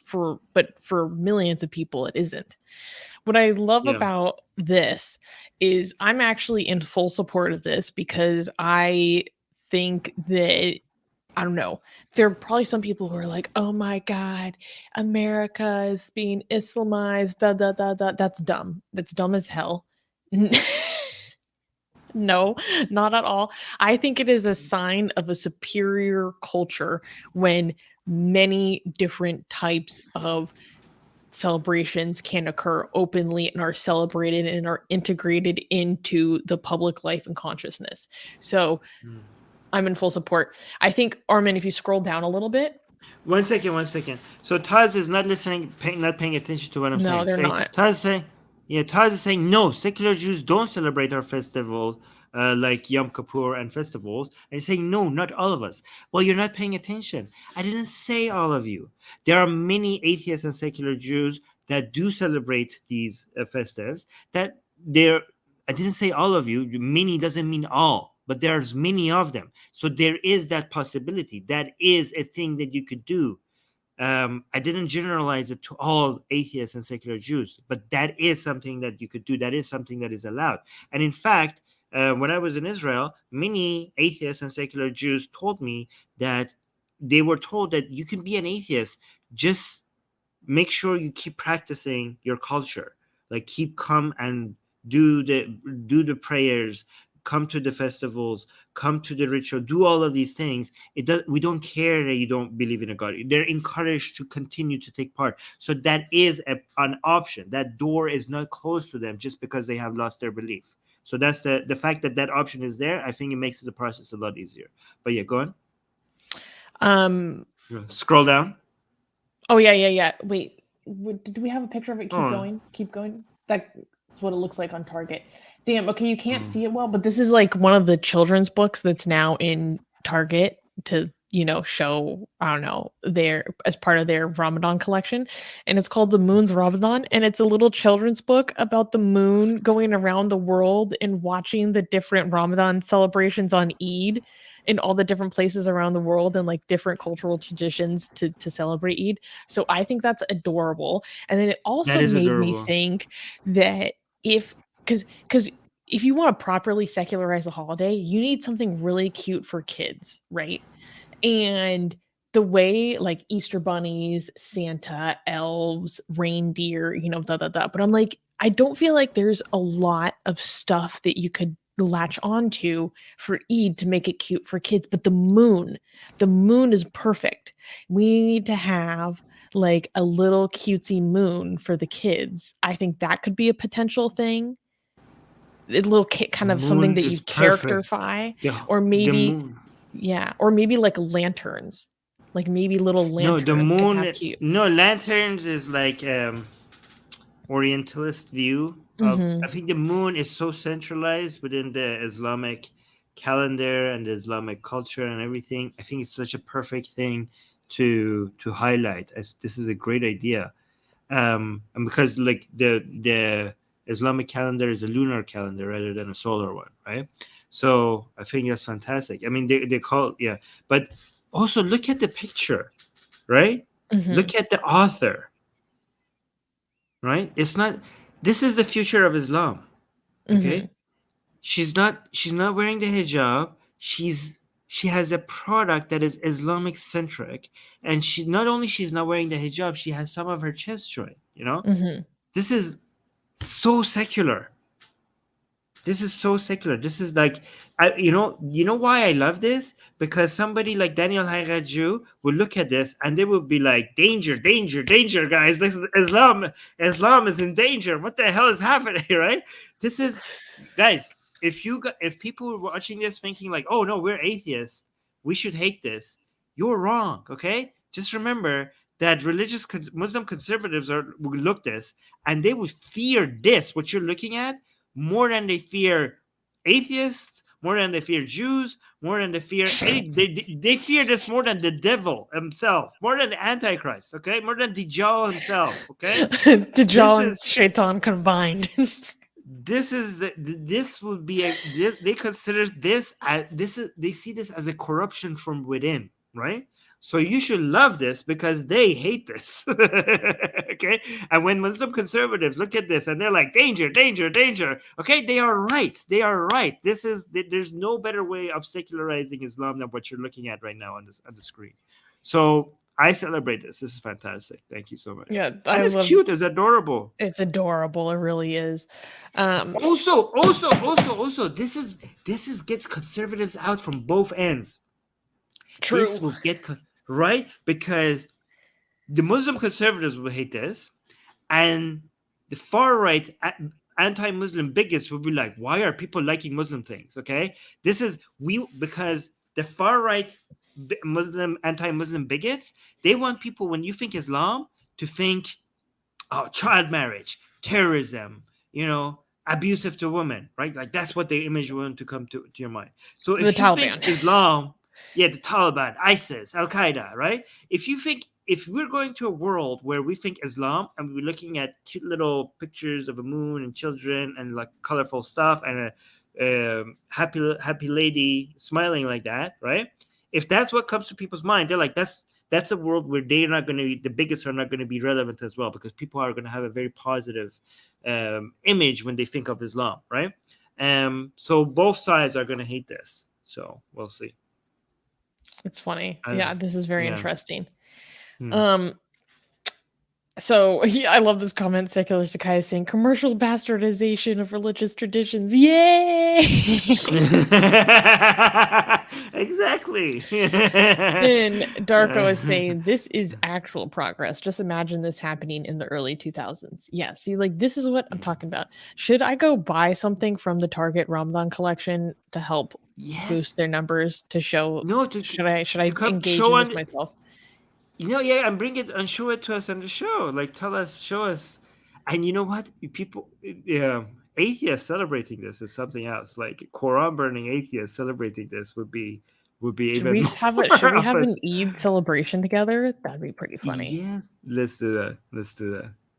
Oh, Eid Mubarak supplies. They have a whole section on Target.com. Ramadan wall decor. Girls are getting into it. Oh, look at Oh this my picture. God, they have little signs that you can put in your yard.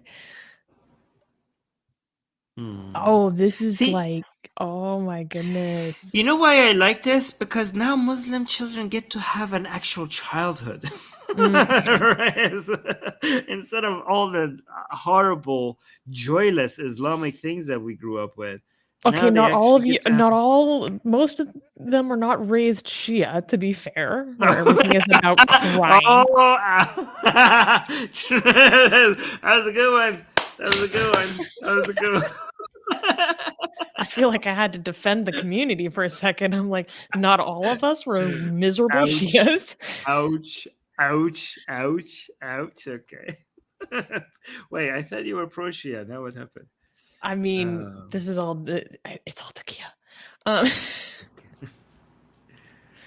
Wait, let's look at their collection for a second. What do we have here? Oh, wait, let's make this bigger.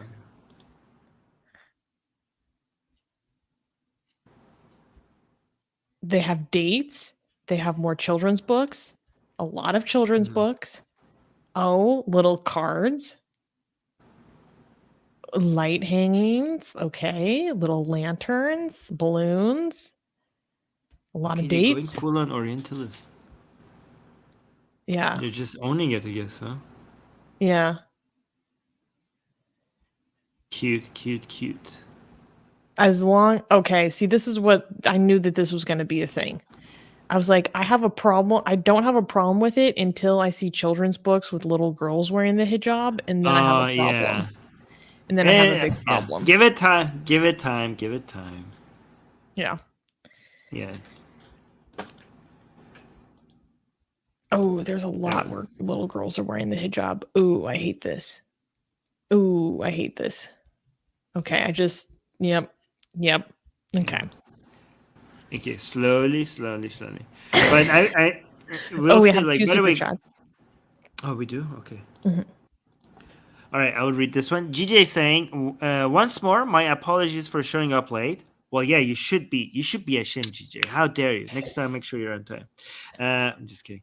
But because I missed your start today, is today's time a one-off, or will it be more often? Yeah, I think this is now the time that we're going to be doing the show on. Maybe we're going to, if we change it, we're going to change it like by 1 hour, maybe. But probably we'll see. Yeah. But it's going to be around this time going forward.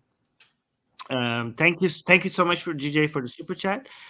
Secular Sakai saying, give me a dollar amount for shipping your first Starlink terminal. Wow. Or project. Oh no, you read this one. This is about or the Project Jupiter when it launches, and it'll make it happen. Zanzandegi Azadi. I don't know what Project Jupiter is, but I'm very curious about that. And I don't know what the legality of me individually shipping a Starlink to Iran is, so I'm gonna have to withhold taking up that offer at the moment. So no, we are going to get involved with the whole Starlink operation, but we have to wait because there's a lot of things happening in the background where people are trying to figure out what the best way to do that is. But remember, Iran is under sanction, right? And the only way to get Starlink terminals inside Iran is through smuggling and illegal ways. And we want to make sure that we figure out how to do this the most. If we are getting behind such a thing, we want to make sure that we cover our asses before we get behind all that. But whatever it is, we will figure out the legal way to do it, because this is the main thing that is Iran needs right now, I think. But yeah, go on, Susanna. You said it all. Okay, so in fact, I think the one way that we could, for example, get involved in the Starlink is, instead of us sending Starlink terminals directly ourselves, we want to do the political activism in getting people in charge to do this. You know what I mean? So, for example, we want to pressure governments to get behind getting Starlink in Iran, right? And this will be something that we could continue doing forever, because no matter how many Starlink terminals you send, it's not going to be enough. We're going to have to send more, right? So this is, I'm very passionate about getting behind this specific project. So, but we have to really talk to, many different professionals about this before we get behind this. But yeah, we're looking into that.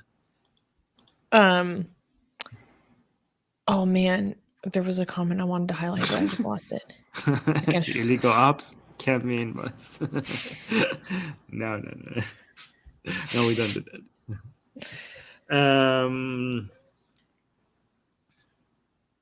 Yeah, Anish got a membership. Yeah, somebody bought you a membership. Okay, can we clap for the next news? Yes, this is interesting. Next news. Are atheists Americans most hated? Back. I forgot. I made a mistake. It's the old way. I did the old thing. Sorry. All right. Yeah. Let me get one more time. Next news. Are atheists America's most hated group? Shocking findings from new survey. The Pew Research Center recently published the results of a survey conducted in September 2022 to determine how Americans view different religious groups in the country. According to the Pew Research Center report, atheists are viewed unfavorably by 24% of the Americans surveyed, making them one of the least favorably viewed religious groups in the United States, or essentially belief-based groups. However, 72% of the surveyed atheists had a favorable view of their own group. Atheists are also more likely to view other religious groups negatively, including Muslims, Mormons, and evangelical Christians. Democrats are more likely to view atheists and Muslims positively, and Republicans had a more favorable view towards evangelicals and Catholics, not surprisingly. The report also revealed that Jews are the only religious group that is more likely to express positive than negative views towards atheists. Very interesting. Wow. Yeah. Wait, so we have a Jewish atheist alliance going on here. The Jews are the only ones that have our back. The survey taught us that the Jews are the only ones that have our back. Is it because, what does it mean by Jews? Religious Jews or ethnic Jews? How they defined a Jew is not clear according to the survey that I read. The research report. This is a difficult thing. I have a suspicion that the reason why Jewish people are the most supportive of atheists is because they are atheists. No, I mean, I'm exaggerating, but because I think maybe they have they are the most secular group among all of these community. Yeah. So, let me bring this up. The Judeo-atheist plot, exactly. Judeo-atheism. Let's make that a thing. They were right all along. This is why atheists are Zionists. No, I'm kidding. So there was a bunch of really interesting findings in this report. So if you click on some of the images that we embedded from Twitter, we can get a better look at some of the data that was revealed. So this is looking at if, in general, the survey revealed that most Americans have no response or no negative or positive view towards any religious group. If they were asked about religious groups, do you have a favorable or unfavorable opinion about them? Most people, the vast majority of people said, I don't know, or I don't have enough information to say. But of the people who actually gave an affirmative response, we can learn some more from this. So this figure is looking at, so if an American holds an unfavorable view towards a group, if it's just one group, it's most likely to be atheist. Mm-hmm. If they hold unfavorable view towards two groups or more, that's what you see on the right side of this figure, right? Mm-hmm. But out of everyone, atheists get it the worst. Why are we still we used to be second to last. No, we used to be last, but Muslims used to be second to last. No, things have changed. If you this graph is asking a very specific kind of question. Can you go back to the main article, and I think we can see the overall result.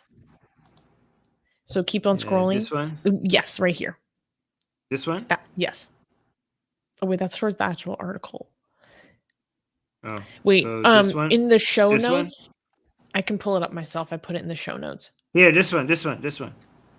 Yes, exactly. Okay. So okay, yeah. this is looking at the percentage of American adults who had a, blank view of each of the following groups, right?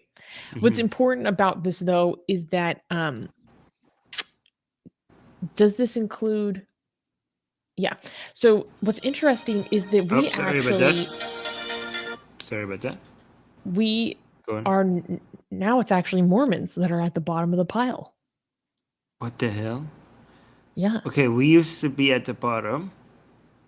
Muslims used to be second last. Muslims have remained second last, but we have jumped up a little bit. We defeated the Muslims. We passed them. Yeah, we used to be. This is weird because, okay, so maybe the other study, maybe it's because there are different studies, right? So it's not fair to compare studies that are not the same source, because this is Pew. The other study that I'm thinking was from UBC in Canada, right? That study showed atheists to be below Muslims. Mhm. And that study was closer to 9/11 than this. You would think that after time, Muslims would actually improve, and atheists, yeah, you know what I mean? I had a big criticism of this survey though from Pew, because I mean, when you're talking about this, what the UBC findings versus these findings, they probably asked different questions, and we don't know what the methodology of the UBC findings were, right? But the methodology of this survey, I don't love, because based on the way they reported how they asked the question, because how you ask the question is possibly the most important thing in some research. Right. Is they just ask them, do you have a favorable or unfavorable, somewhat favorable, don't know enough to say, neither, somewhat unfavorable or unfavorable view of these groups, like on a Likert scale. And when you're just asking someone, do you have an unfavorable view of a different group, most people probably aren't going to answer that, because either they say that's not socially desirable for me to say that, or I don't know enough about the group to make that statement, or they're going to say like, if someone asked me, do you have an unfavorable view towards like Muslims, I'd be like, well, I have some criticisms, but the people that I interact with are great. Like, so how do you answer a question, I view a group unfavorably? I don't like that question itself. It should be more nuanced, where they ask, do you endorse certain statements about a group? And then how they answer those yes or no to those statements would then be quantified to say, to be objectively determined, do you have favorable or unfavorable views, not you self-reporting your own favorability. Do you see what I'm getting at? Like, it's a flawed question. They're making their own judgment. Sorry, go ahead. They cancel each other out though, Susie. That's the whole point, no? What do you mean? So let's say, what you're saying, if it's true, is true for all of them, right? Yeah. So if it's true for all of them, that shyness that you're talking about, right? It will still show the ranking will still be correct. That's the yeah. I mean, that's I the don't. in theory. I don't know if the question is really that so the revealing percentage itself. So okay, so you don't understand what I'm saying. Let me explain it a little bit. Maybe the percentages are wrong based on what you're saying, okay? But the ranking would probably still be the same. Because what you're saying, if it's wrong, it's wrong for all of them. Mm-hmm. And they should be wrong equally, I mean, in theory. So it's not like a random error, it's a systematic error. So it's an error in the same direction. So because it's an error in the same direction, the ranking will still be correct. Anyways, let's go through this. Let's go through the ranking, though. I am surprised. Much more nuanced. Yeah, the UBC study was like that. The UBC study was like asking which one of these people you would be okay with your Mary your child marrying, like stuff like that. That's you what used I'm to say, getting right? at exactly. Right. So, but let's look at the rankings now, because I still think the rankings will still be correct. Yeah, I mean, it would be the same, perhaps, right? I don't know, unless people are shy about one of these groups more than the other ones, right? For example, people could be like more sensitive about saying that I don't like Jewish people, right? Like Yeah. than them saying like they don't like evangelical Christians. So maybe the ranking would be wrong as well, right? But I am surprised. So look at the balance, right? Atheists are still negative. We still be negative, right? And Muslims are negative. Mormons are negative. I'm surprised Mormons are so negative. Why are Mormons so hated?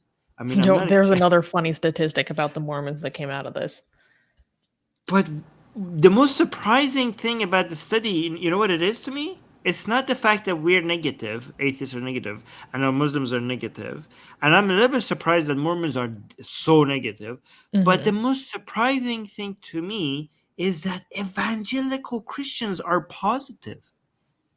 I am Actually, shocked by this. the study talked about in general how the views towards evangelical Christians have dropped substantially, the favorable views. There's actually like Yeah. there's a great increase in the amount of groups that have unfavorable views towards evangelical Christians. Yeah, I thought these people are hated now in the United States. Apparently, they're The still... the study actually is reflective of that, though, in general. No, like the not study this is particular reflective of graph. the change, but still positive. I understand the change obviously is change, but No, I because thought it's this changed. graph, what's important about this graph is that this includes people from each given group.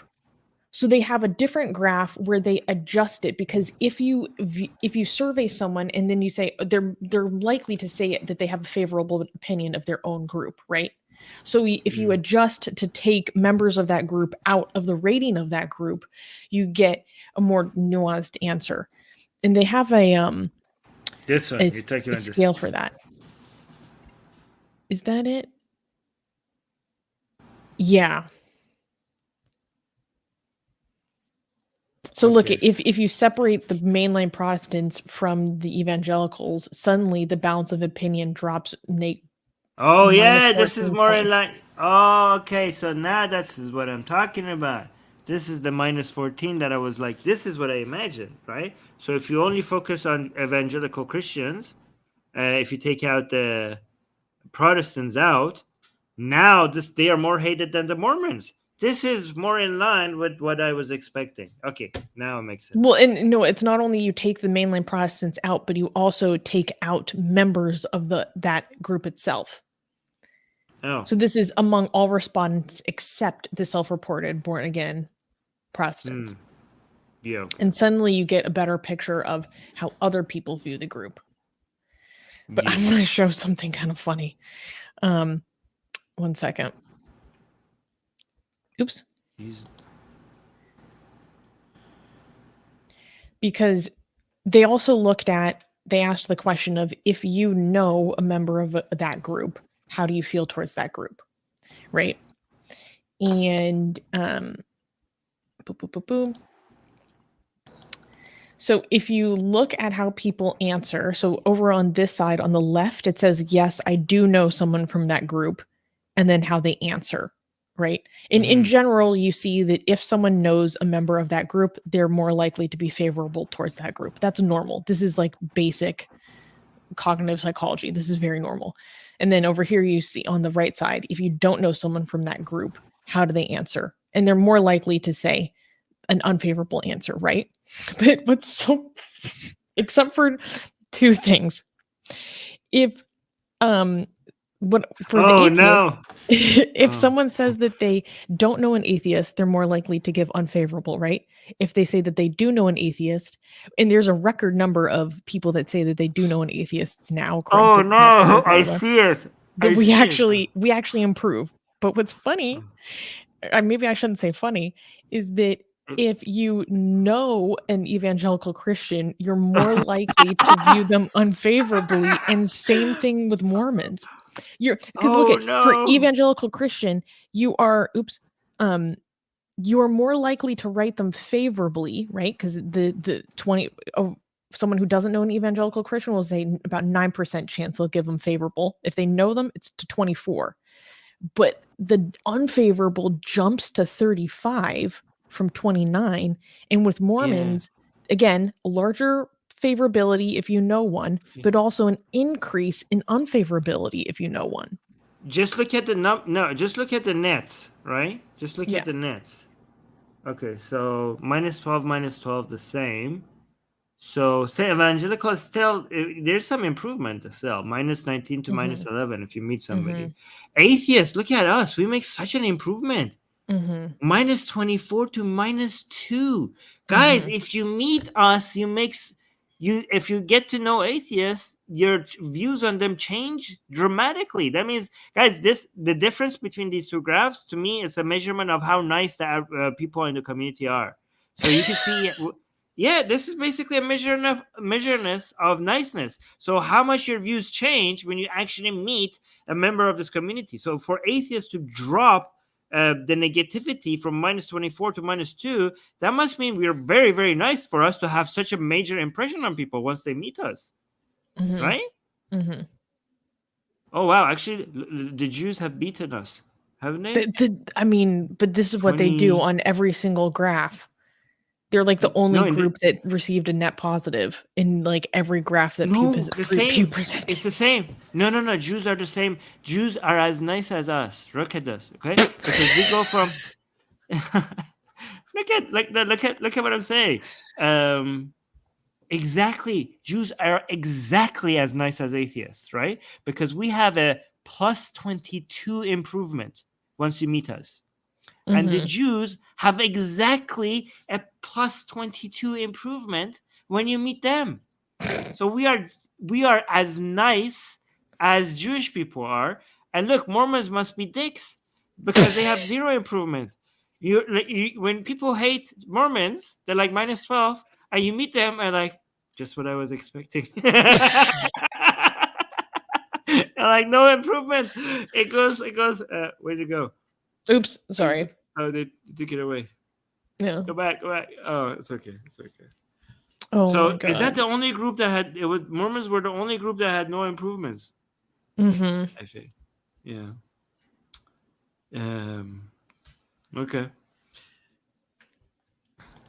So interesting findings. It turns out we're not as unpopular as we might have thought. Yeah, we're still unpopular, but we just have to make more people meet us. That's what we need to do there. True. Well, now 72% of Americans reported that they know at least one atheist, which is up from 69% the last time they did this survey. So we're growing. Oh my God, this next news is insane. Yeah. Really quickly, we got a super chat from GJ. Oh, yeah. 6 euros. Thank you, GJ. Saying, well, thanks you guys for making a major time improvement for Africa and Europe. Well, yeah. Yay. Say it with me. Screw Australia. Screw Australia. We love you, Australia. Why do you have to just take it and make it negative? And New Zealand. Yeah, Australians be sleeping. Sorry, guys, and New Zealand as well. Well, it's half of them. Okay, can we? And thank you for the super chat. Can we clap for the next news? This is freaking wild. We're gonna clap because we're just gonna go off on these people. Okay. Yeah. Okay. Wait, I'm gonna go down. So wait for me to go down before you. Next news. Bible verse used to reject ban on physical punishment for disabled students. Oklahoma's House of Representatives recently failed to pass a bill that would have prohibited corporal punishments against students with disabilities. They failed to pass this bill. Republican State Representative John Talley sponsored the bill to bar schools from using physical punishment to discipline students with disabilities. However, such discipline against students with no disabilities would still have been allowed. the bill failed to reach the 51 votes needed to pass the bill. Some Republicans who opposed the ban, used the Bible to justify their stance. In a video shared on Twitter, Republican State Representative Jim Olson was heard quoting the Bible as he voted to reject the bill. Quote, "The rod and reproof give wisdom, but a child left himself bringeth his mother to shame," said Olson, quoting Proverbs chapter 29, verse 15. Newman is saying, what the absolute F? Exactly. And Darko is saying this is insane. You know, yeah, go on. So apparently, this is crazy.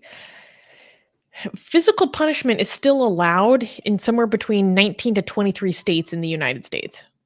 Physical punishment of students is still legal in a large number of states in the US. How are you an advanced country? I don't know. I don't think we are. What the hell? You know, wait. When I heard this news, I thought that this is one of those clickbait titles that when you actually look into it, it's a little bit more, it's not like they are literally saying, we want to hit kids. They're like, maybe there's a technicality in the law, and there's some dickishness for Republicans as usual, but there's more to it. But then when I looked at this news, I'm like, they're actually just saying, no, we want to keep. They're saying the quiet part out loud. They're like, we want to hit kids. They're like, we want to hit kids. It's freaking crazy. They're saying it. They're like, why are you not passing this bill? Is it a technicality? Like, nope. We just want to be able to hit kids. Like, why are you saying this? Why are you saying this publicly? Have you no shame? Have you no shame? Also, Nasia is saying, are you shitting me? I thought this only happened in the Balkans. No, but here's another thing. It got even more outrageous. I'll scroll down and I'll show you. Because usually when Christians want to do Christian things, which means abusing children, they don't say it's because of Christianity. They say it's because of Christianity, but they try to dress it up with something else. These idiots are literally coming out and reading Bible verses. They're quoting the Bible. They're like, why? While they're saying this is why I'm not supporting this. Yeah, they're like, why are you not passing this? Why do you want to hit kids? They're like, well, let me bring my Bible. I'm like, oh my God, you guys are actually insane. This is Dee is bringing up a good point. This is specifically disabled children. Yeah, disabled kids. Armin, it gets so much worse. The bill isn't even to stop corporal punishment in Oklahoma, which it should be. It still allows corporal punishment against students, just not the disabled ones. They're like, no, we want to hit all of them. There's these people are saying, they're not saying we want to hit kids. They're insisting that we want to hit kids, but also the disabled ones. That's what they are saying. The bill like, can we spare the disabled ones? They're like, nah, no, because we can't. Proverbs. It's insane. It's unbelievable, guys.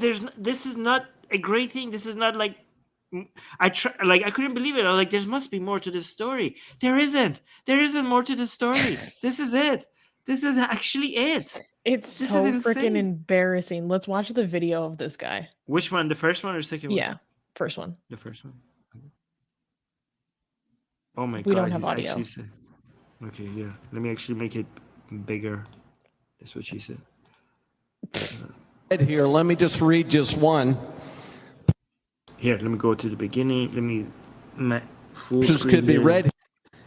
Let me read. Yeah. Several scriptures could be read here. Let me just read just one. Oh, geez. Proverbs 29. The rod and reproof give wisdom, but a child left to himself bringeth his mother to shame. So that would seem to endorse the use of corporal punishment. So how would you reconcile this bill with Scripture's counsel on this matter? Is this a politician?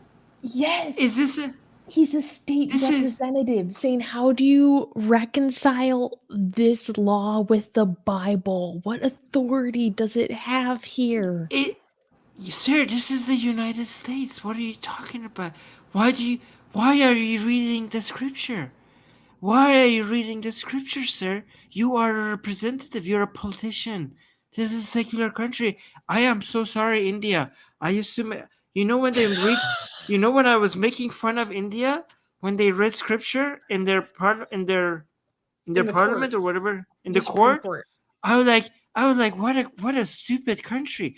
I was like, what a backwards India. I am so sorry.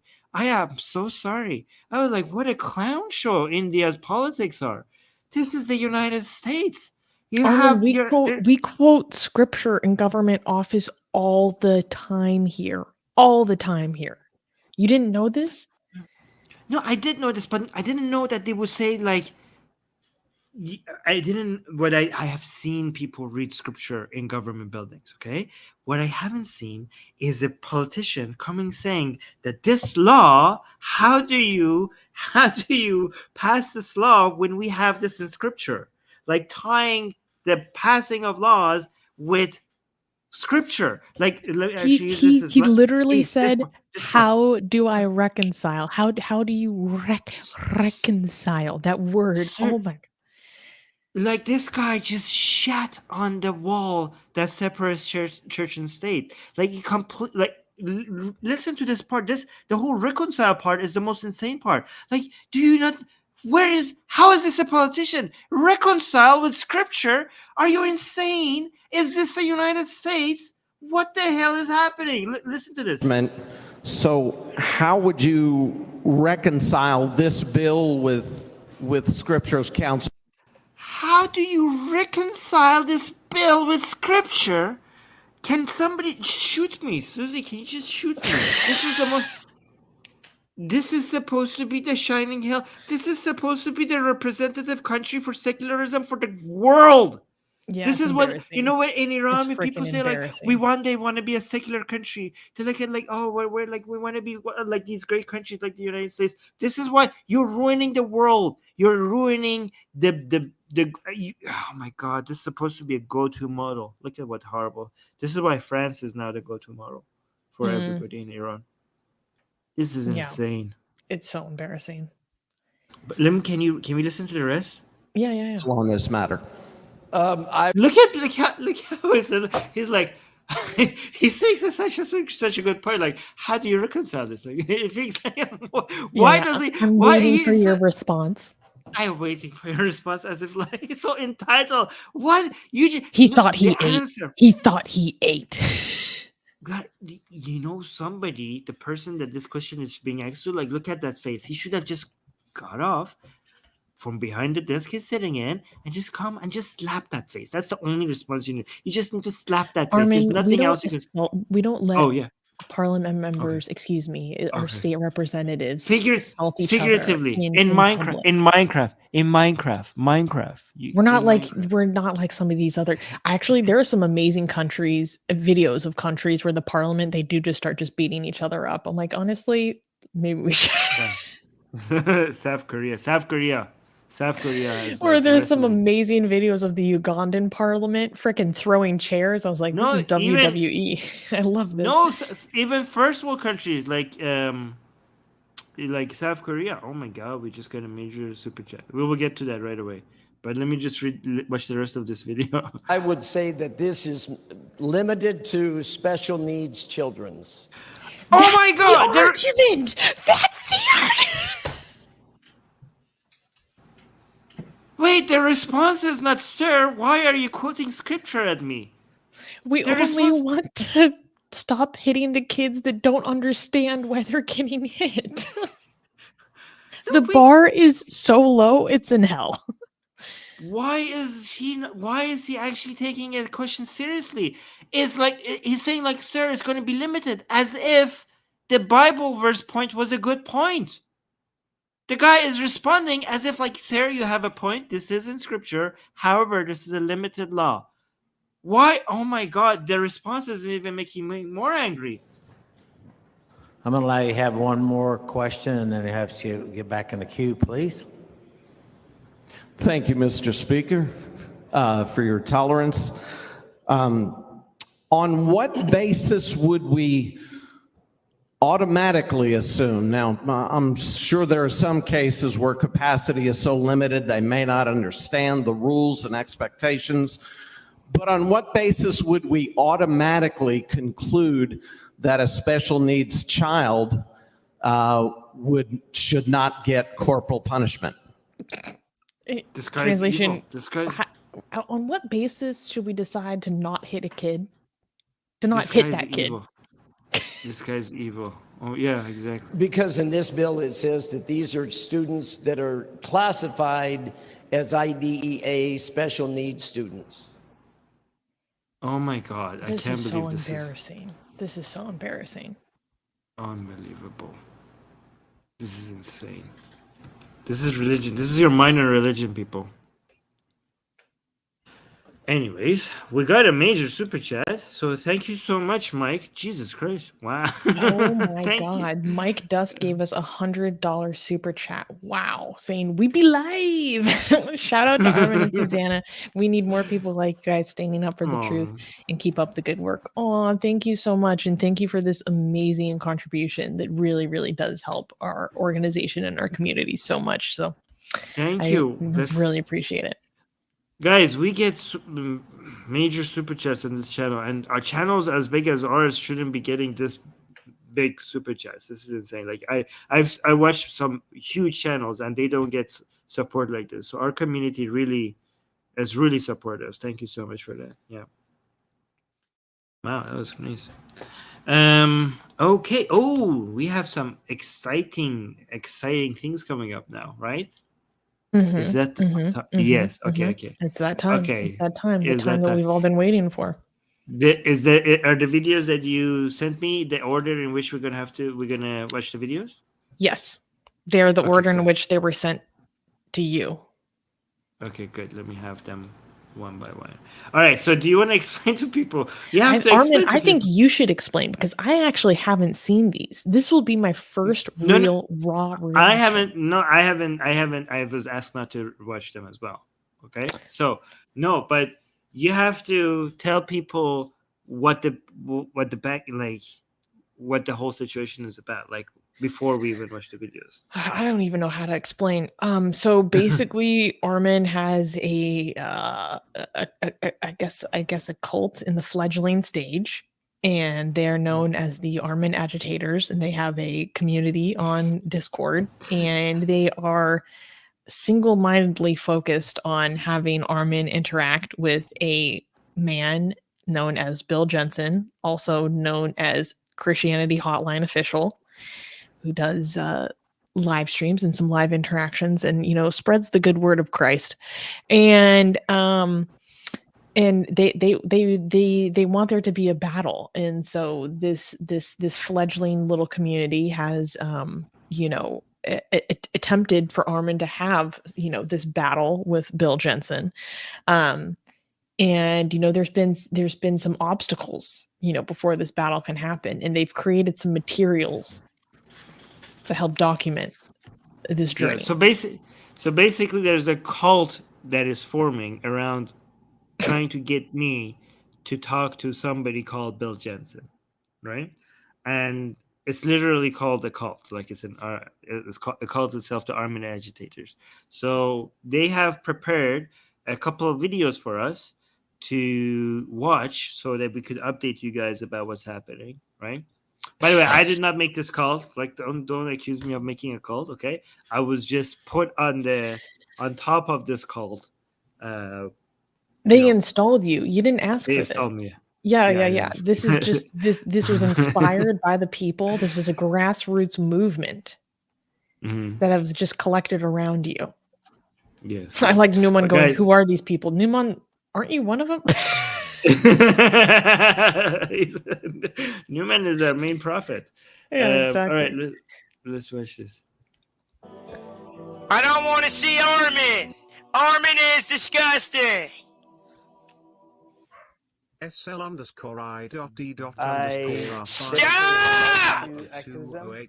Wait, what's the title of this video? Armin is going to hell!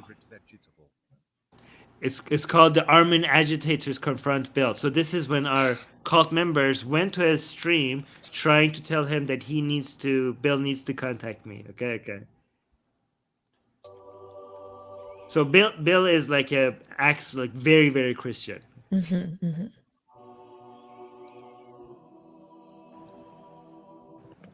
The Armin agitators blessed $5.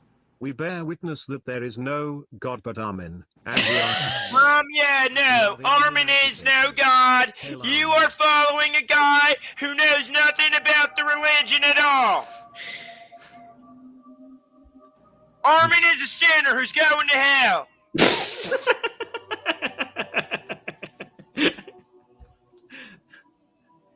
Oh my God.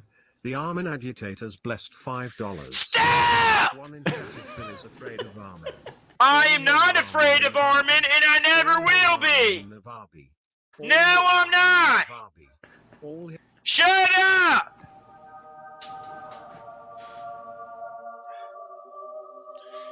Do not type in the number 1 in chat. Do not type in the number 1 in chat, please. Suppose 1 is if you want to see Armin. Okay, so now the next video. You guys want to see the next video? Okay, from Counselor Fudge. Counselor Fudge, of course, the chair of the propaganda wing of the Armin agitators. Oh yes, exactly. Chief propagandist. Okay, so this is an Armin agitator sneaks into Bill Jensen's call-in lounge. Okay, so we're documenting the journey, documenting the agitation, the uprising. Okay, let's see. Dear God, I have finally come to the conclusion I have finally come to the conclusion that I want to become the one and only true religion. The one and only true religion. I am now a fellow Christian. I am now a member of the Armin agitators. Shut up!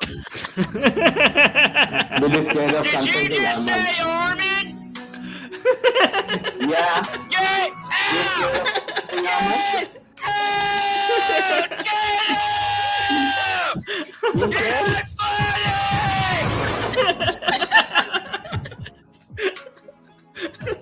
It's Not you shirtless.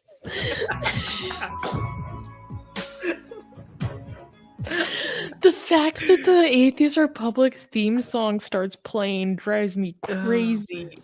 Oh my God. Oh my God. Okay. The last one. One more. This is the last one. Okay, guys, we promise this is okay. So yeah. So this one is called Armin Agitators Confront Bill Jensen. Oh, on Message March to Bill. 19th. Recently. Okay, let's see. Yeah, and this is a message to Bill. Oh my God, that's me. He was an IRGC leader. Look at all my followers here. I know, it looks like a bunch of sepais. Oh no, I forgot to turn it off. No, I forgot to turn it off. No! By our infiltrated No! We are the Armin agitators, and we cannot be stopped. Are you kidding me? The media share! I forgot to turn off the media share!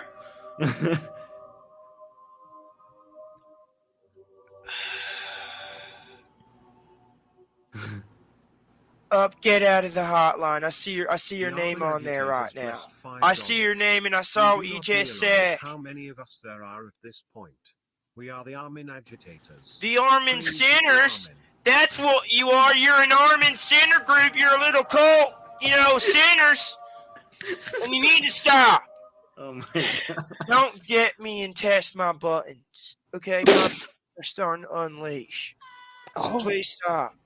Welcome to the Armin Hotline. Welcome to the Christianity Hotline. That is what you meant, right, Hulima? Because this isn't the Armin Hotline. Get Armin out of here! What did I just say? Oh no. What did I just say? Armin is a sinner and he's not allowed on the Christianity Hotline. Oh my God. $5. There's Don't ever give up. Don't listen to the sinners. Thank you, MSM fam. People like you are the reason why I can continue doing this and not have a. So I went looking for other atheists because I was the only atheist. Armin, get out of my hotline! Get out! You are not allowed here. Like I said, no more Armin. No more Armin. No more Armin. Okay? Oh, my poor guy. I feel bad for him now. We're gonna have a good rest of our hotline. We're not gonna have any other sinners trying to push in the way. This is not the Armin hotline. It's the Christianity hotline, and my name is Bill Jensen. Bill. My name is Bill, not Billy. If you're gonna send in rap music, it might as well be some Christian-friendly rap like Will Smith is Christian-friendly rock. Wait a minute. Are you playing this video because it says the word dinner? To explain things don't type dinner in the comment section. There's nothing new on that. Also sounds like you better not be typing dinner in the comment section. Oh, look at here. Armin is not a W. Shut up! Armin is not a W. Stop. The Armin agitators blessed $5. Thank you, Armin Mall, for recognizing the glory of the Armin agitators. This is the Armin hotline now. Yeah, that is the only person that understands you. Other than that, nobody else does. The Armin agitators blessed $5. This message is from Armin. You are a coward going backwards and backwards. You are an embarrassment for Christianity. I am not an embarrassment to Christianity. If that's really Armin, you are an embarrassment to this world. You are spreading sinful lies to everyone about not having any faith, giving nobody any sort of bit of relief and understanding that there's someone there for you. You are a coward. Get out! Definitely not Christian friendly. I heard the language. Why there is no God. Okay, no. Get the Armin videos out of here. As a kid, I was. Get the Armin videos out! Get out! Oh my god.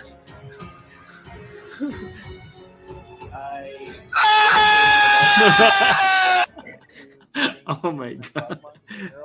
This man is being tormented. I know. Oh my god. Hey Bill, I'm not doing this. This is my cult. It's not really me. So I went looking for other atheists because I was. Well, why, Armin? Because you were bored? Bill, you just so happen to be watching this. Know that you brought this on yourself. The one and only way to end this is by doing what you said you would do and confront Master Armin. Are you truly not scared of Armin? Prove it to us then. You know exactly how to reach him. We have plenty of proof of you saying you would confront him. And you see how people are responding to us. We are gaining more and more support, and you are letting more and more people down. You cannot stop us. We are inevitable. We are the Armin agitators.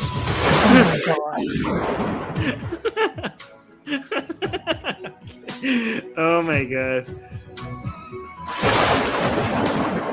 This is wild. Yeah. It's gonna happen though. It's gonna happen. Bill, you have to, I can't the Armin agitators, I have no control over them. They're coming for you, and the only way to make them stop is just to have a conversation with me. So this is not up to me, Bill. This is all up to you. What are you afraid of? You can make it stop, Bill, if you want. You can make it stop. You can make it stop. people like pure gold. Hail Armin. Oh my god, this was. By the way, I really do have to. I know a lot of people put so much time and effort into this, and Newman also. So guys, I'm thank you for doing all of this. This is amazing. This is top and great entertainment. So thank you guys. Long live the Judeo-Armin Agitators Alliance.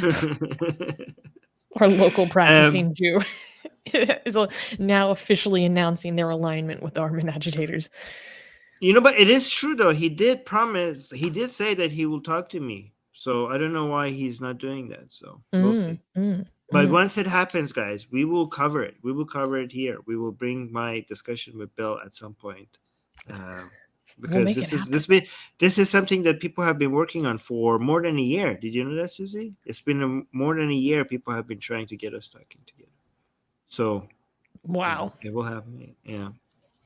All right. Something I don't remember saying. I don't want to hear that man shout anymore. All right. Okay.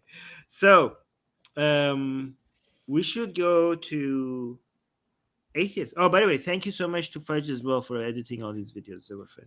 Thank you. We should go to the next news. Yes, we should. Yeah. Okay, what is our next news? Yeah, I know you're very excited about this. Yes, well, we have two very big news actually wrapped up into one. So, first of all, well, let's give a clap. Next news.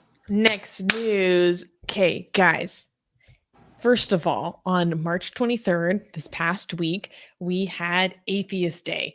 And so we wanted to go through and show some highlights from Atheist Day, some of the best and coolest things that people posted and shared to celebrate. And we actually got some very amazing news to share just in time for Atheist Day. So I am here to tell you guys that we received word from our sources in Iran that Sohail Arabi, the imprisoned Iranian atheist that we've been advocating for, was released from prison on bail on March 19th. So huge cause for celebration. Huge cause for celebration. The news comes just in time for Nowruz. And well, of course, we're overjoyed to hear of Sohail's release. We also received the news that his father passed away. So that's really sad and unfortunate. But obviously for Sohail, like, he's probably not out of the woods yet, so to speak. He's released on bail. So there is still a bit of a precarious legal situation going on, and we are going to continue to monitor his situation and be sure that we're there for him, to advocate for him and for his rights and for his safety in the face of the Iranian regime. But I just had to celebrate because I was so excited, and it was perfect. It was a perfect Nowruz gift and a perfect Atheist Day gift. So with that being said, that was our happiest news for Atheist Day 2023. That's the biggest highlight, definitely. But we also have a lot of highlights from our global community, not only the Atheist Republic community, but the global atheist community at large. So Armin, can you please pull up the stuff that I have collected for review? You have sent me a lot of stuff. So one by one, yeah? You want to do? Yeah, or if you could, I think it'd probably be easiest if you just like share the whole window and then. So the biggest thing, guys, this is huge. On Atheist Day, we actually had Representative Congressman Jared Huffman of California post in celebration of Atheist Day. So he said, the Secular Coalition is a fantastic partner in our work on the Congressional Free Thought Caucus. Thanks for inviting me to your event on #Atheist Day and all you do to protect the secular nature of our government. So I believe this is the first time we've ever seen a government official posting #Atheist Day. Happy Atheist Day. This is huge. I think Jared Huffman is, I believe, the first openly humanist congressman ever. There's only right now we only have, I think, 2 representatives that are openly non-religious, and one of them is Jared Huffman, who's a Democrat in California, and he does a lot of really, really good work, and a lot of good work with the secular coalition. I believe he's done some work with ex-Muslims of North America. So it's huge that we now have like a government official openly acknowledging Atheist Day. How crazy is that? That is Yeah. crazy. That is Really, insane. really I can't. exciting. Yeah, guys, it's official. Like we're the government. We have part of the government, officially recognizing Atheist Day. So this is great. I honestly couldn't believe. Like I had to like check and like, is this real? Is this a real account? And I'm like, there's a blue check. It's verified. It seems to be him. Yeah, I was like, wow, Atheist Day is now recognized. That's amazing. All right, so that's the first one. We have a lot here to share about Atheist Day. Let's go to the next one. Oh, this is this what I shared one. for Atheist Day. Yeah, guys, this is such a good one. Go on. Yeah, I just wanted to show, like, the green circle. I actually, one of our Atheist Republic volunteers took me to a museum that he's opening up, and I took a photo there, and I was like, you know what? There's green all over my face. I can use this for Atheist Day. But anyways, I just made a post about how Atheist Day coincides with the beginning of Ramadan this year, and I shared a bunch of tips for people on how to take care of themselves if they're trying to break their fast secretly in the rest of the slides. Yeah, this is such a good post. So let's look at the rest. So this is tips for ex-Muslims during Ramadan. So the reason this year Atheist Day was also the first day of Ramadan. So it's so fitting that Susie has a post talking about, using the Atheist Day logo and talking about ex-Muslims during Ramadan. So these are tips on how to survive. Do you want to explain? Oh, so basically Dolly, who is the lovely leader of our Atheist Republic Arabic community, made these, and so I posted them and credited her. And yeah, she just gives tips translated in English and Arabic about like where you can hide food and maybe how you can sneak things and drink water and where to hide water, all that kind of stuff. Yeah. By the way, fasting, the Islamic way of fasting is really bad for you. I don't know if people know that. Do you think? Yeah, that's true. Yeah. Oh, young atheist is saying your tips are very helpful for me. Thank you so much, Susanna. Hey, we'll really say thank you to Dolly. I got the idea from her. I thought I would just share. Oh, this is cool.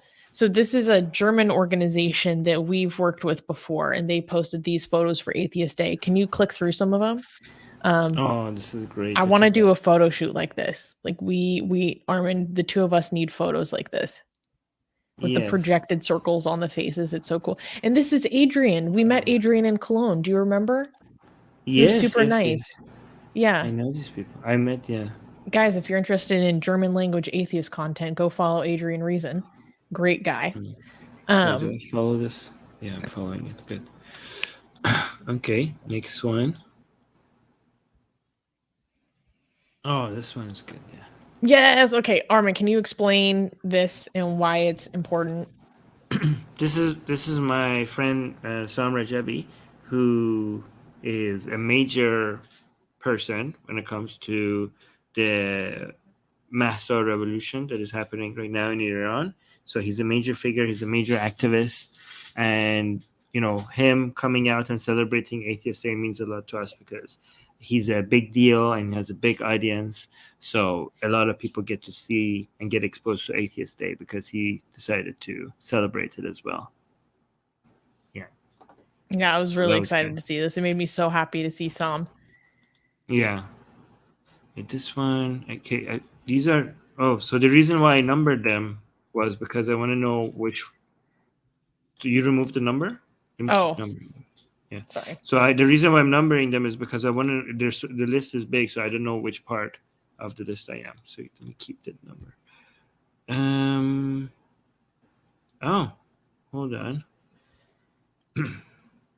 It says there's a post that has been reported for copyright on Facebook. Hold on, let me see. What? Yeah, hold on 1 second. I'll be with you guys in a short second. No, I have it. Appeal. Oh, you have it? Yeah, let me just a second. Can you prep a bunch of them all at once instead of pulling these links up one by one, please? Yeah, okay. So, but let me just get rid of this because I need to be able to see. There we go. Okay, so this one. Oh, Yes, I know this is our friend guy. Casey. Yeah, I loved this photo. He did it differently this year. He just put himself in a green room altogether. Casey is a great one of our community members on Facebook, and he watches this show on Facebook usually. And I talk to him sometimes, and he just talks about his like journey of being an atheist and how his disability, like people ask him about, you know, is it hard to be godless and have a disability and stuff? Because, you know, a lot of people assume that the only way you can live with the disability is believing in a higher power or something like that. And yeah, I loved his post. It was so cute. And I love that he has a photo of House in a wheelchair at the bottom saying, I'm an atheist. It's just cute. Yeah. Look at these pictures. Mm-hmm. Green line. Yeah. All right. So the reason why I have to get them one by one is because if I open them all together, there would be a lot of mess. Oh, what is this one? This is another post by Sam. So, well, you can you explain the context? So, for those who don't know, well, Sam Rajabi is who Armin just explained that he is a major figure in the Iranian opposition, and he made this post for Atheist Day, and he included a screenshot of a story from Majid Reza Rahnavard. And Majid Reza Rahnavard is one of the protesters who was executed by the Iranian government for participating in the Iranian Revolution. And he had a couple of quotes that went viral. Yeah. But can you give us a translation and explain the rest, please? So the quote on the screen says, "Salam tarin mardam jahan bidin ha mibashan." It said the healthiest people in the world are people with their religion. و نام خدای آنها وجدان است. And it says, and the name of their God is their conscious. So basically, yeah. So that's what they're saying. So this is people discovered that this guy was an atheist after what happened to him. Oh, this is him at the time of his arrest. Do you guys want me to? Actually, I don't know if I should play that because that's against YouTube guideline.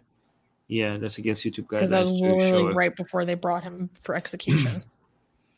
Can you explain the rest of? Can you translate the rest of Sam's post? Because I really liked it. Oh yeah. Okay, so Sam is saying, امروز 23 مارچ روز جهانی بیخدایان بود. Since today, the 23rd of March was the International Day of Atheists. جا داره یادی کنیم از اسطوره آزادگی مجید رضا رهنورد is so it's a good time for us to remember the legend of freedom مجید رضا رهنورد که با گفتار و کردارش راه رو به ما نشون داد. So the person who showed us with his words and his actions, he showed us the way. من باور دارم ایران اولین کشوری در خاورمیانه خواهد بود که به رنسانس میرسه. Like, so I'm saying, I believe that Iran is the first country in the Middle East that will have a renaissance.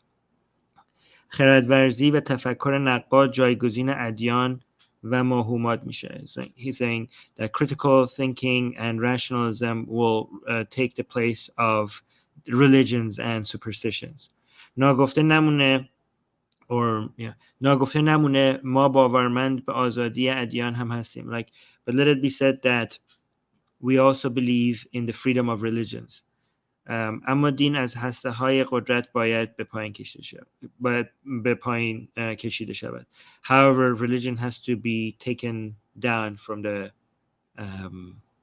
centers of power. So that's what he said. Yeah. So it's basically secularism. Yeah, that's what he's asking for. Yeah, I really loved this post from Sam. Oh, I missed this guy. Secular Rarity. Yes, I had to include, of course, a post from our very own Secular Rarity celebrating Atheist Day with his partner. Yeah, that's cute. Oh, that's his partner. Wait, where was I? By the way, guys, the Q&As, Secular Rarity is away. That's why the Q&As are not there for now. But he will be back, and the Q&As will continue. So, but he's like now traveling or something. Mm-hmm. You know? Yeah. Oh, this one is one of my favorites. From Iran. This was from Iran. Yes. So this is the, I think, school textbook, which is the Quran for school. And they tear out the Khomeini picture at the top, and they put Allah on his forehead and devil horns. Hey, don't disrespect the devil. I don't know why you do that. And then the green circle and Iran in green. And also, this is one of the symbols of the new year in Iran for the half cent table. And then we have the next one. Oh, you're editing it as I go. So there we go. Here's another one from Iran. Oh, look, this is a very meaningful caption. So guys, we got Atheist Day is celebrated a lot in Iran, right?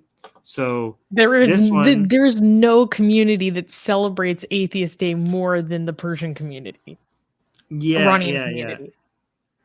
So you can see the person is not showing his face, and the caption says, for the day that I don't have to hide my face in fear.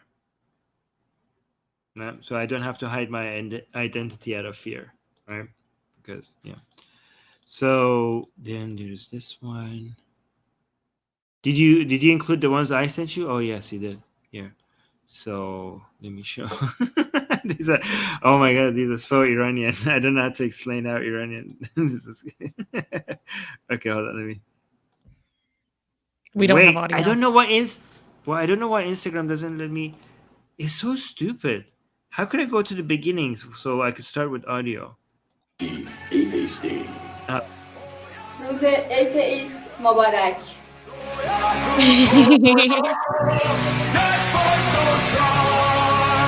Wait, I hope that's not it. Happy Atheist Day. Yeah, so that was the beginning audio that I couldn't play. So let's go to the next one. This was the first Instagram, the second Instagram post.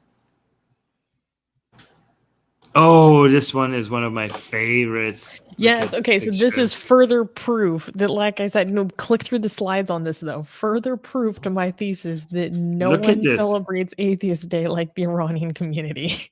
Look at that. See the community that I see posting about it second to Iranians would be people from India. Yes. Unfortunately, we didn't have access to them because we're banned in India on our social media account. Yeah, sorry guys. So our Twitter is banned in India and our Facebook is banned in India. So we didn't get to see a lot of that this year, but hopefully. So, but look at these. Oh my God. So this is what, Armin. I even had a friend of mine who helps run the local Iranian demonstrations I do here. Message me Happy Atheist Day. Really? Yes. The people, wow. That's crazy. I was like, how do you know? Oh, India. Oh, is this India? Oh, this is our Newman. Oh, this is Newman. Hey, our very own Newman. Guys. That's amazing. Thank you. Look at all the things he wrote. Happy Atheist Day, ex-Muslim, atheist, trans rights, LGBTQA rights, Atheist Republic right down here, woman rights, woman life freedom. Oh, what is this? Freedom of expression. Mental health is also important, of course. True. And hashtag free speech. Oh, this is great. I love it. Yeah, I love it. This one. Yeah.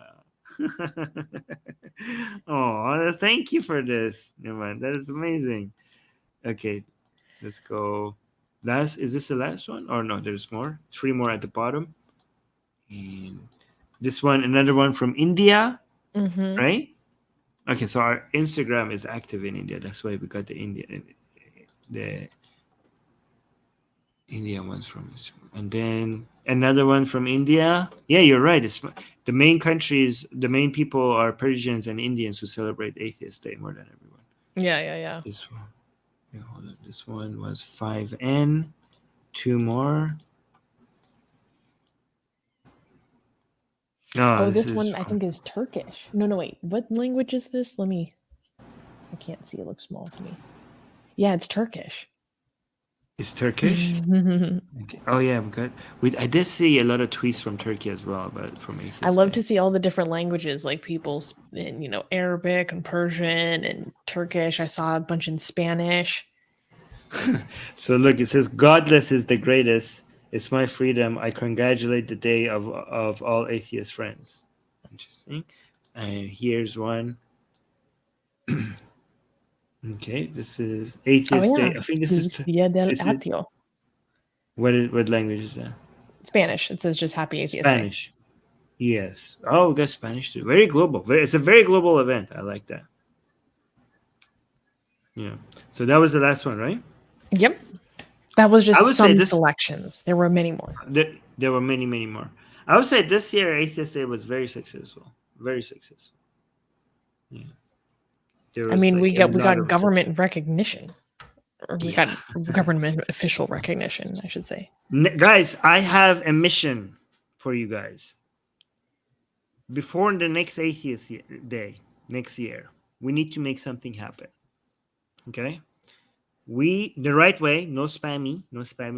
We have to figure out the proper way, the way that is approved, okay, to get a Wikipedia page up for Atheist Day. Okay? Let's make this happen before the next Atheist Day, so it's officially recognized on Wikipedia. Especially, this is very important because a lot of AI answers are going to be based on Wikipedia, right?